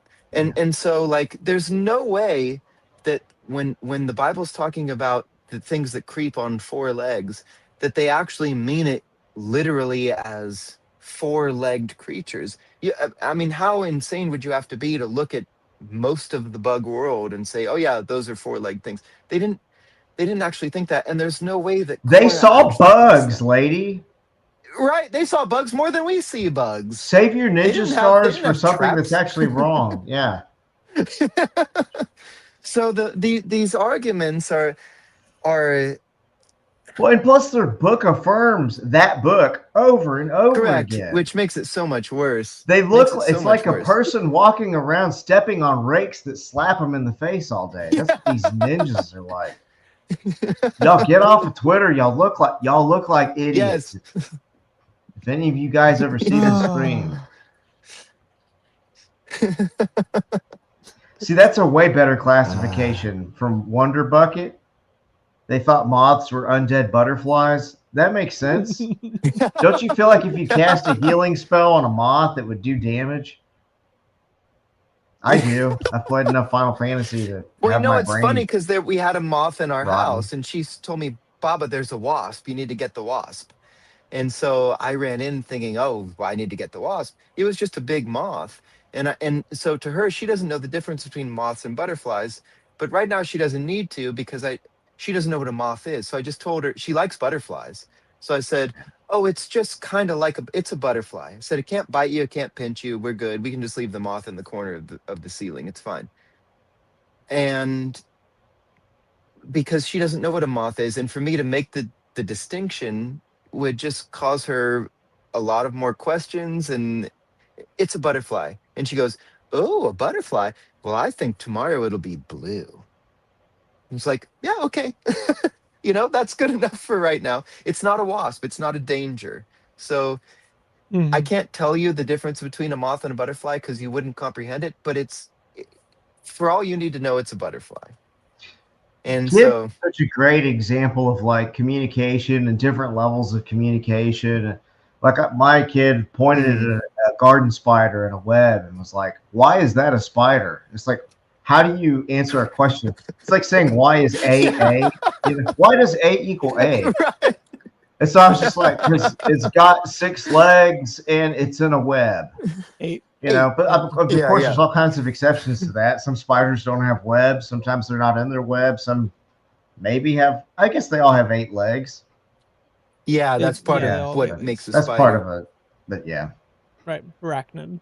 Yeah. Yeah. But they all have egg sac or web sacs. So even if they don't, like a wolf or a huntsman, like even if they don't, they all have webs, spinnerets. I guess would be. Yeah. In any event, it's a starting place, and all of our references and definitions are starting places that have been grown on. Right. Mm-hmm. Beef versus wolf. It does no good for a kid for them to go, why is that a spider? And then I start rattling off the DNA sequencing. Correct. Just too much. Well, and that's kind of what I was getting at with it's been Moses. It's been like 3,500 years, and in all that time that the Jews and then after them even the Christians have been maintaining the scriptures. At no point someone said, uh-oh, well, the Bible says bugs have 4 legs, but we can see that like centipedes have 20 legs. And it's a very silly argument that there's so no way dumb. they take seriously. It makes me want to catch a June bug, pull off 2 of its legs, take a picture, put it up there. It's just like gaslighter. What are you talking about? Bugs have 4 legs. Every bug I've ever seen. It's just like meter at that level of dumb. It's like you want to argue with people that stupid? You want to act like it's that stupid? I will meet you right there. Let's go. Just take off the middle legs of all the bugs. Yeah, have 6, and then you just or like 2 off of one side. Make it asymmetrical. Oh, yeah. It's just got like 3 legs over here and 1 leg on the right. They just keep walking in circles. Yeah. It's kind of sick. When I was a kid, we used to catch June bugs and have them like pets, and we would tie a little string to one of their legs and let them fly around until that leg fell off, and then we would retie it on the next leg. Don't look at me like that, Chris. You said you've done things you go to jail for. Yeah, but we would. You guys are in the South too, though, right? You get those big Japanese beetles that are like, June bugs, the palm of your hand. Yeah. June bugs are kind of like they're all in the same. They're in the scarab family, but there's those ones that the big green beetles especially are called in June Texas. bugs by Southerners. Yeah. Okay. For us, it's up here. It's brown. They're the brown ones. Kids, another classification with bugs is this a good guy or a bad guy bug? Because there's good guys and bad guys. Yeah. She was scared of June bugs at first. She sent me a picture. she was sitting on the back porch, and she's like, "This flying ant won't leave me alone." And it was a wasp. I said, "Well, that's a wasp. It's not a flying Yeah. ant. You should, you know, That's get a away bad from guy that. bug. It's a Yeah. big, yeah, it's a bad guy bug, right? Flying ants are pretty much harmless. They're just in their reproductive state. But that's not a flying ant. That's a wasp, and you don't want to be around that. So good guy, bad guy is a good. That's a good way to put it. That's a good designation.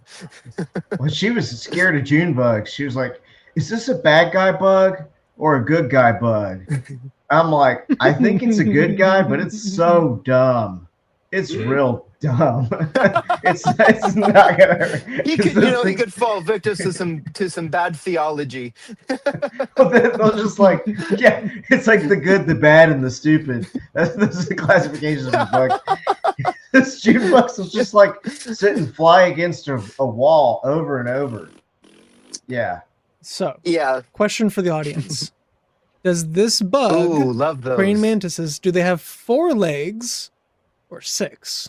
Show that to the ninja. Mm. 'Cause that's 4 legs and 2 arms. Those look like It 4 is, legs it and is, 2 arms to absolutely. me. I'm just saying, you know. Yeah, just copy and paste And that into also the the- comments. You don't even have to say anything. The biblical designation for what's kosher among the bug world. There's only one type of bug that's edible, and it's the bugs that have legs for hopping. So it says they have the legs for crawling. They have 2 legs for Like so locusts? crickets, locusts, grasshoppers. Those are kosher. You can eat those. Every other kind of bug is not kosher, and that's the designation that God gives is they have the hopping legs. So even they're like they have the 2 or they have the 4 legs for walking, and then they have the hopping legs. So again, though, it just can't be as simple as that, because what kind of, well, everybody knows what I'm going to say, but like, yeah, bugs, there is no way that the biblical authors meant Yeah, that's literally stupid. that bugs have 4 legs. It means what I envisioned is like how we look at every other animal pretty much that walks on the earth. I mean, are there animals that are predominantly upright walkers besides humans? I can't think of any. I mean, even things like meerkats and kangaroos, they still end up using their forearms as. I Bigfoot. feel like kangaroos still hoppers though. Well, Bigfoot Bigfoot, my walker. yeah, in my lineage. Well, kangaroos use their tails primarily, but they don't really use their front paws nearly as much as they would use their tails. Mm, Like if they're eating, they'll like lunge forward for it, but most of the time it's on their feet and tail. mm. I feel like there's at least one. That's what I was I thinking mean, about when I was monkeys thinking do about if they're this earlier. carrying something, like spider monkeys, but they still would use their tail. They still quite a bit. walk, and they also Yeah, still they walk walk a lot. on their forearms Birds. still. Those birds. They only Yeah, have they only 2 have 2. feet. They Yeah. only have the option of 2. Mm. Yeah. Well, anyway, I guess what we've come to the conclusion is that Cora showed all of us here that Christianity is false because bugs don't have 4 legs. So there goes everything else in the Bible. Yeah. True. My iman has been strengthened. Stars are definitely missiles to shoot down Jinn. And they're definitely in The front sun sets of in a muddy the planets. No, The sun all definitely sets in a muddy Muslims. pool. All Semen Muslims definitely are comes from the like- backbone. It's like a nerd kid at school who's just like overweight with a Star Trek shirt trying to bully people. That's what it is. She's trying to play like she's a new atheist from 2008, and she's got a book That's what it is. 1,000 times stupider than anything in the Bible. It's like, your Yeah. book is so dumb. It's so dumb. Like, how could anyone feel threatened by you? Dip them in honey mustard or something. Hey, have y'all ever eaten grasshoppers? My daughter has. I was too chicken, and this is what's so weird about me because I used to eat shrimp, Chocolate covered. which is just a sea. It's a sea Ugh. grasshopper, basically. Disgusting. I love shrimp. My favorite I foods don't care what y'all say before I about started shrimp. I'm keeping gonna eat them kosher, up. I would eat shrimp, crab, ham. Yep. Those are my Yep. favorite foods, and bacon. Yep. And You winced. You so winced when you said bacon. No wonder you have anxiety. No wonder you have bad dreams. Cut out of everything that gave you joy. I've eaten a bunch of grasshoppers, but you have to pull their legs off because they'll get stuck in your throat. The jumping legs. Yeah. So I only eat four-legged bugs. Okay, I almost so want to tell the Christian, story, but I I've don't want to heard. scar people. Are we getting back to a typical, what we would say, one of the stereotypical in these streams is, are we going to poop or body hair? Okay, Or if you have a both? weak stomach, this go is- ahead and hit mute. Weak stomach, then Okay. hit mute. Chris, tell your story, and then I'm gonna get off because I need to go to sleep. I'm an old So man. there was a woman admitted to the ER.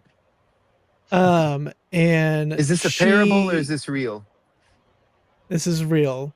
She ate Okay. at Subway, and she kept having, for like weeks, she kept having something like she felt like she was choking, and it was like itchy sensation and all that. And she couldn't figure it out, so she eventually went to the hospital.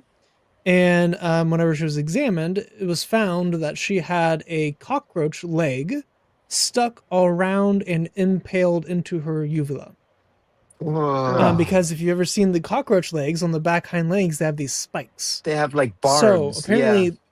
they have barbs, yeah. So that barb got stuck on her throat from eating the lunch meat from Subway. And that's so not worth it. It's kind of like maybe it for reminds Taco me Bell. of the Maybe Taco for Bell, Taco yes. Bell. Pop-Tart. Have you guys seen the spider Pop-Tart? I had Taco Bell with my friends Oh, yeah. recently, a couple days ago, and I didn't get sick. And I was like, "Wow, maybe if I just eat a small amount, I'm okay." And then about 3 hours later, it's like, "Oh!" I was like, "Oh, there it is." I've gotten nowhere. I'm gonna see this spider Pop-Tart, and then I gotta go. I'm so tired. Yeah, and I'll try to go too, even though I won't. But I would like to think that I would. I searched spider in Pop-Tart found, and it's all just like Cutesy Spider-Man Pop-Tart. Spider web icing. Yeah. Yeah, put real spider in Pop-Tart or something. Yeah. So this one scarred me for a very long time. That's all I could think about. I saw. But it was the I think entirety. it was Put 60 in, minutes when I was a kid. Put in spider Pop-Tart lawsuit. If there was a lawsuit, it'll have the correct picture. That's a great tip for the future. There was some story they did that on average there's 20 rodent hairs in every jar of peanut butter. And I remember hearing that and thinking, I'll never eat peanut butter again. But then, Yeah, so I told that. do. Yeah, and I forgot about that until just I think yesterday when I told that to I should not, because my daughter is like, I could have probably had my daughter on my own based off of how she came out. She has like none of her mom in her. She's just all me. And so I said that as a joke, and she was like, "Wait, what?" And then it's like, I should not have brought that up, because it's actually not that. It's not that gross. I mean, I'd rather eat a rat hair than a cockroach leg. And so that's the title of this stream, Chris. What would you rather eat, a rat hair or a cockroach leg? And then people can tune in and see what. Now figure it. He leaves so abruptly.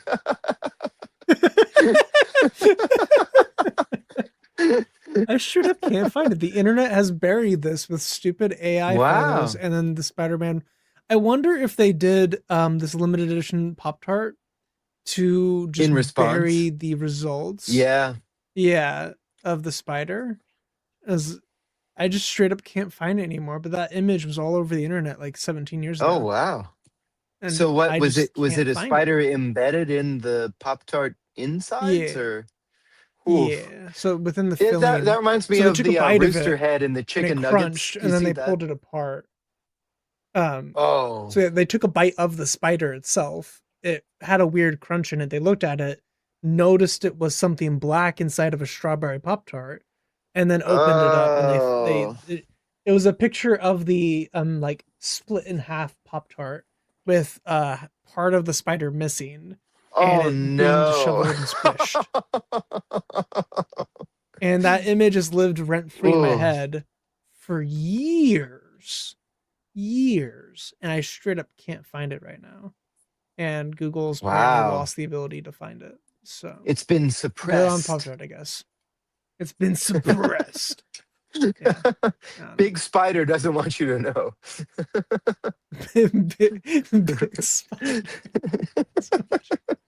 I'm glad I'm not hungry. Big spiders at work Yeah, this behind is the a scenes, great and they way. must be working with the you know who, the small hat people, because the small hat people want you to eat those spiders.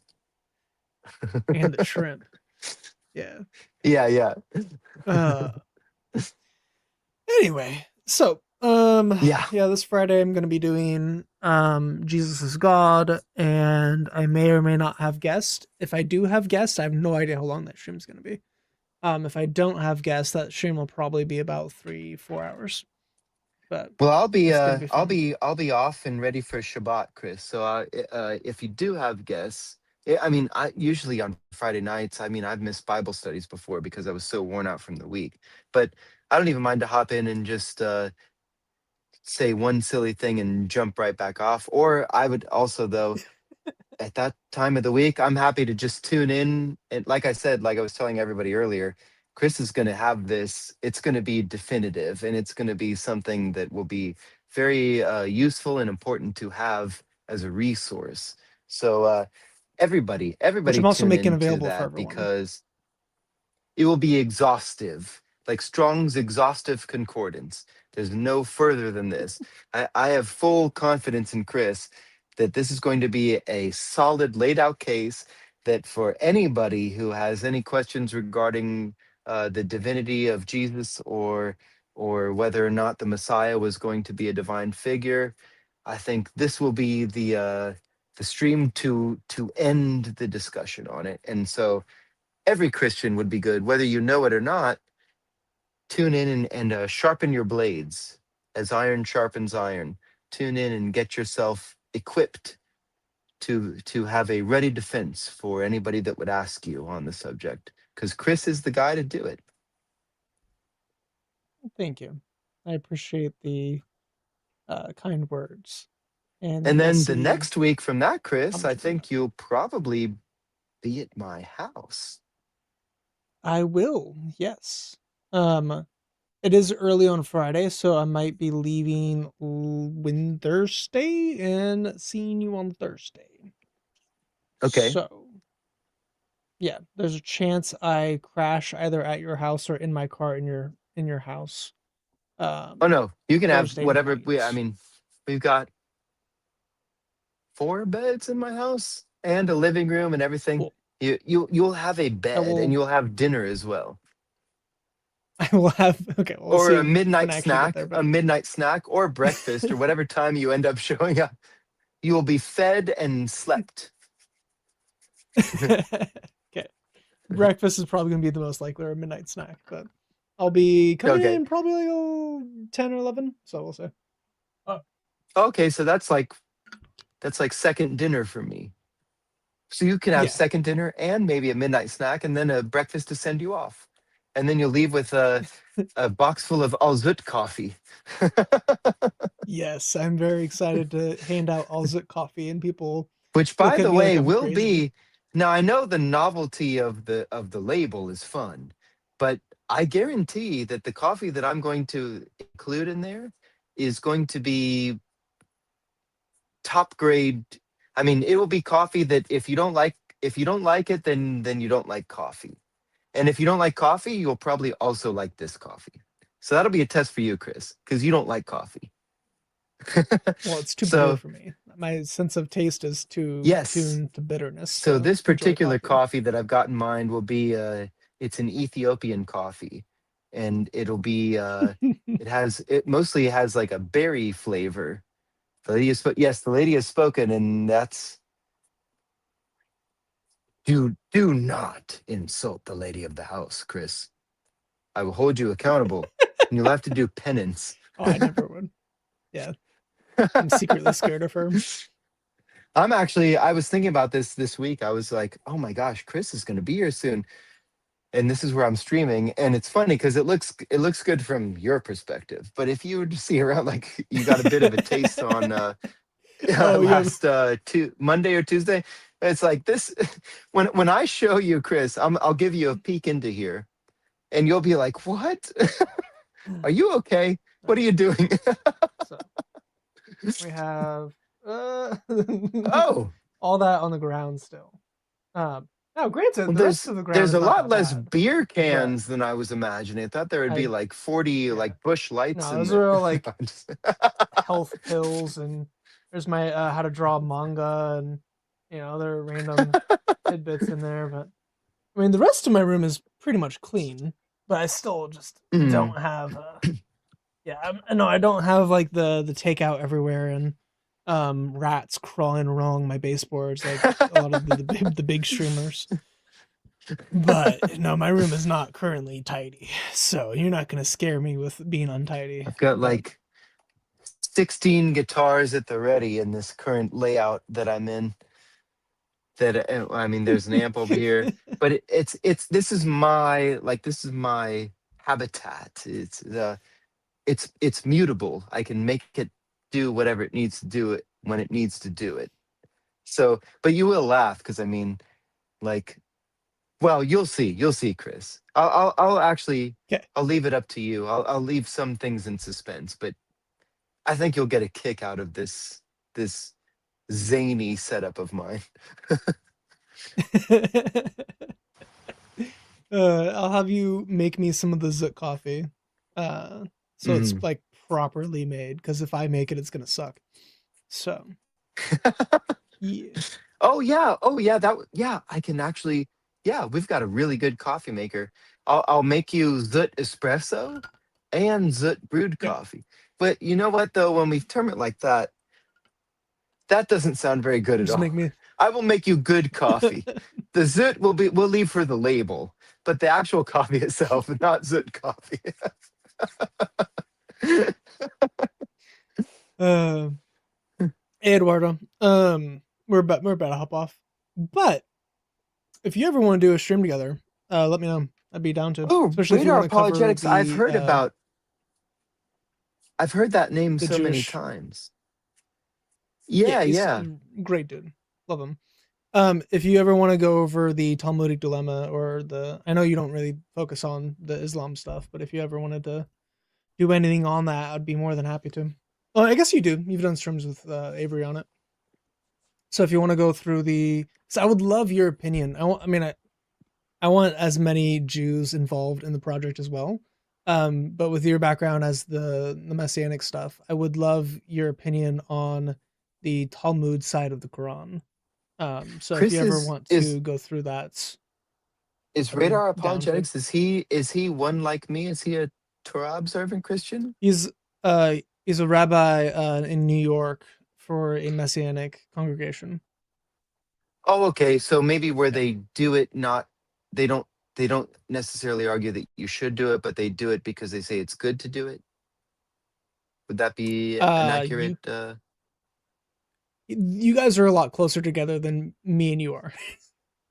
Okay, Yeah, he okay. observes the festivals, the Sabbath, and all that. Yeah, so you Oh, guys would cool. get Okay. along pretty well with the Sabbath keeping and all the festival talk and all that. But Mm. yeah, Because I've are heard you that name are you planning mentioned on a zooting lot of Chris while times. he visits? What are you on Oh, about? wait, a question from my own wife? Again. I tried to have a certain level of decorum, and then you do. No, so it's a definitive no. I will not. Now, I may infuse Chris with the The scriptural. energy of 30 men. Yes, the energy of 30 men. not in the zit sense though, and I think that's a very yes. Oh boy, la la. Oh boy. Anyway, Anyway, I'm gonna it's a good time I'm gonna to go ahead end and the call stream. it.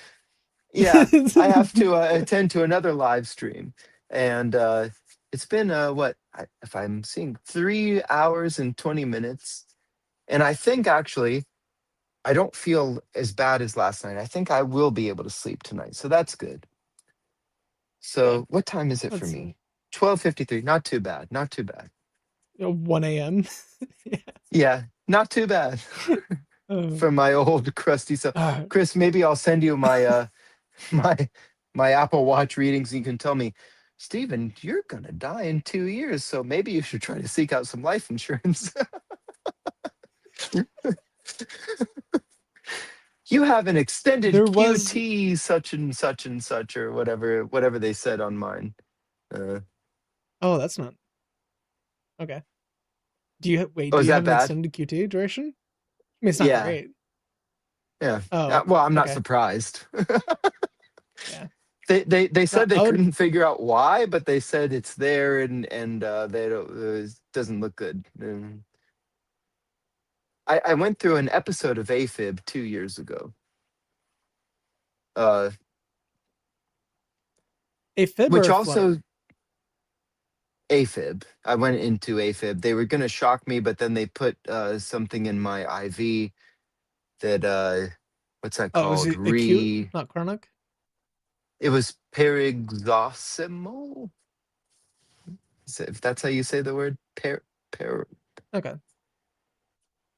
I went into AFib, So and then stress induced. I don't think it was stress induced. It was, I think, paradoxismal. There we go. That's probably what it is.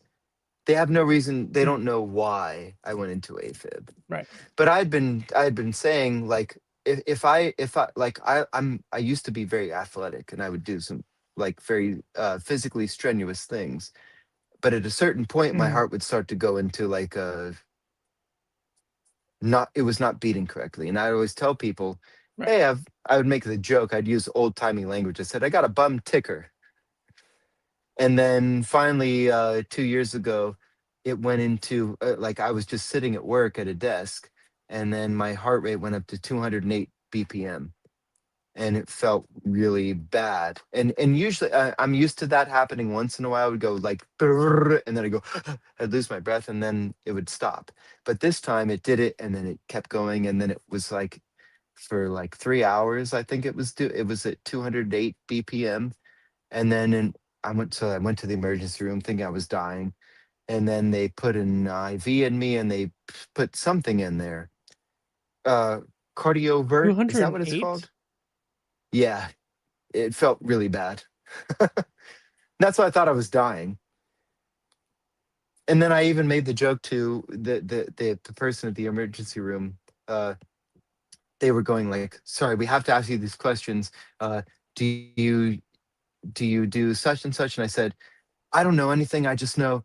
And I was like gasping because I was short of breath. And I said, "This is the last time I'll ever do cocaine," which was a joke.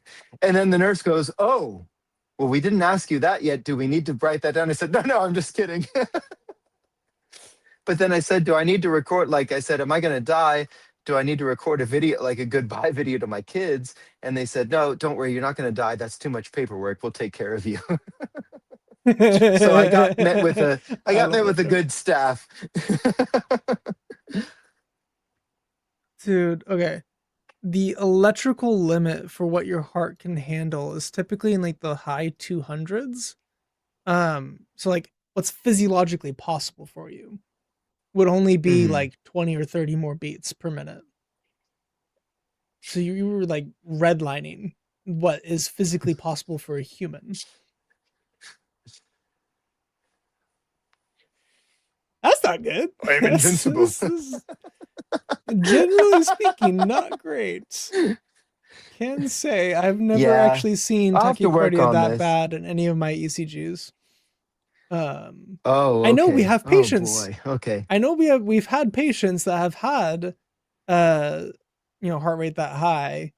I've never seen a recording of it in the 2 million rows of data I that got we a have. recording of it.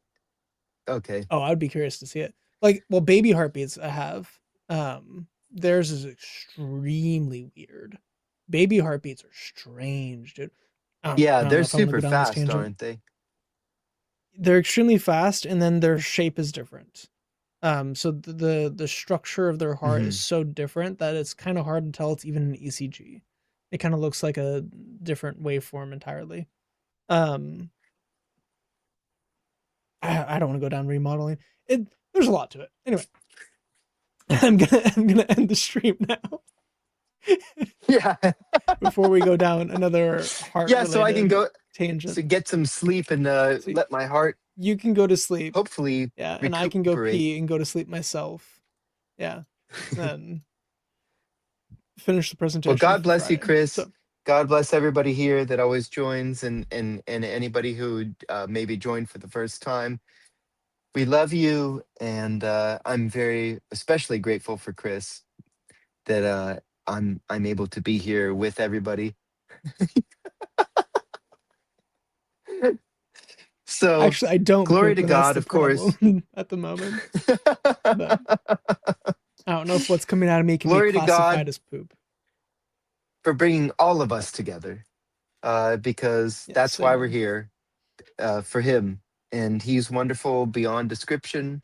And whether I croak next week or whatever from my goofy whatever could be or not be, God is enthroned, Jesus is enthroned, the victory is sealed, we're good, and I'll see you in the New Jerusalem where everything will be good. And hopefully, though, God willing, I can avoid that and spend the rest of the time in here. Should the Lord tarry, we can get into good old age. But also, come quickly, Lord Jesus. I think all of us are Maranatha. ready for him to come back and usher in Yeah, eternity for all of us. amen. We were joking about that on the Discord today, which you still haven't joined.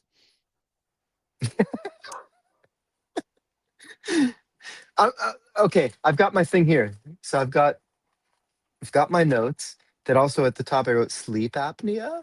Should have put a question mark. I realized that. But I'm also going to put DAL, defending a line Discord, because I always this whole time I thought I was part of it. I didn't realize I was part of a different Discord. So I'm missing out, I think. I'm missing out on all the other people that are in there.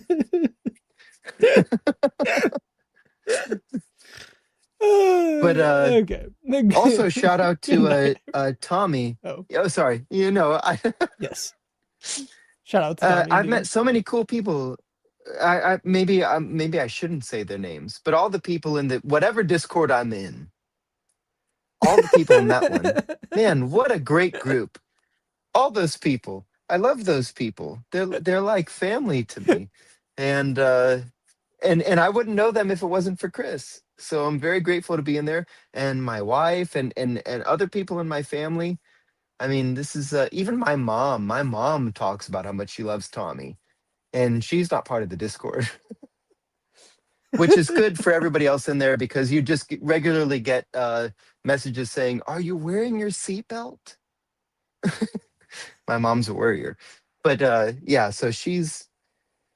I'm just very grateful to know everybody that I know through Chris because I wouldn't know them if it wasn't for Chris, and that includes everybody in the chat, by the way. So God bless all of you. That's my long parting thing, and forgive the jelly brain and all that comes with that. But I do have to pee, and I He think thinks you Chris look has like to pee too. I do have to pee. Yes, he thinks you look like Oh, Bob Bob Ross. Ross? Thought that was funny. No. Oh, you Yeah. got to see my brother. I got to get my brother on this. Uh, that's why I missed the stream last week because I was hanging out with him. My brother is like he's like Mediterranean Bob Ross. Okay, I'll try to get him. I'll try to get him next week. He won't have to do anything other than just poke his head in. Even if I have to go to his house, you got to see him because we. Well, no, I'm talking too long. Love you guys. God bless you. Lila Tov. I said goodbye the first time 24 minutes ago. Ah. Okay, for real now. Goodbye. Yes. May the grace of the Lord Jesus Christ, the love of God, and the fellowship of the Holy Spirit with you always. Lila Tov.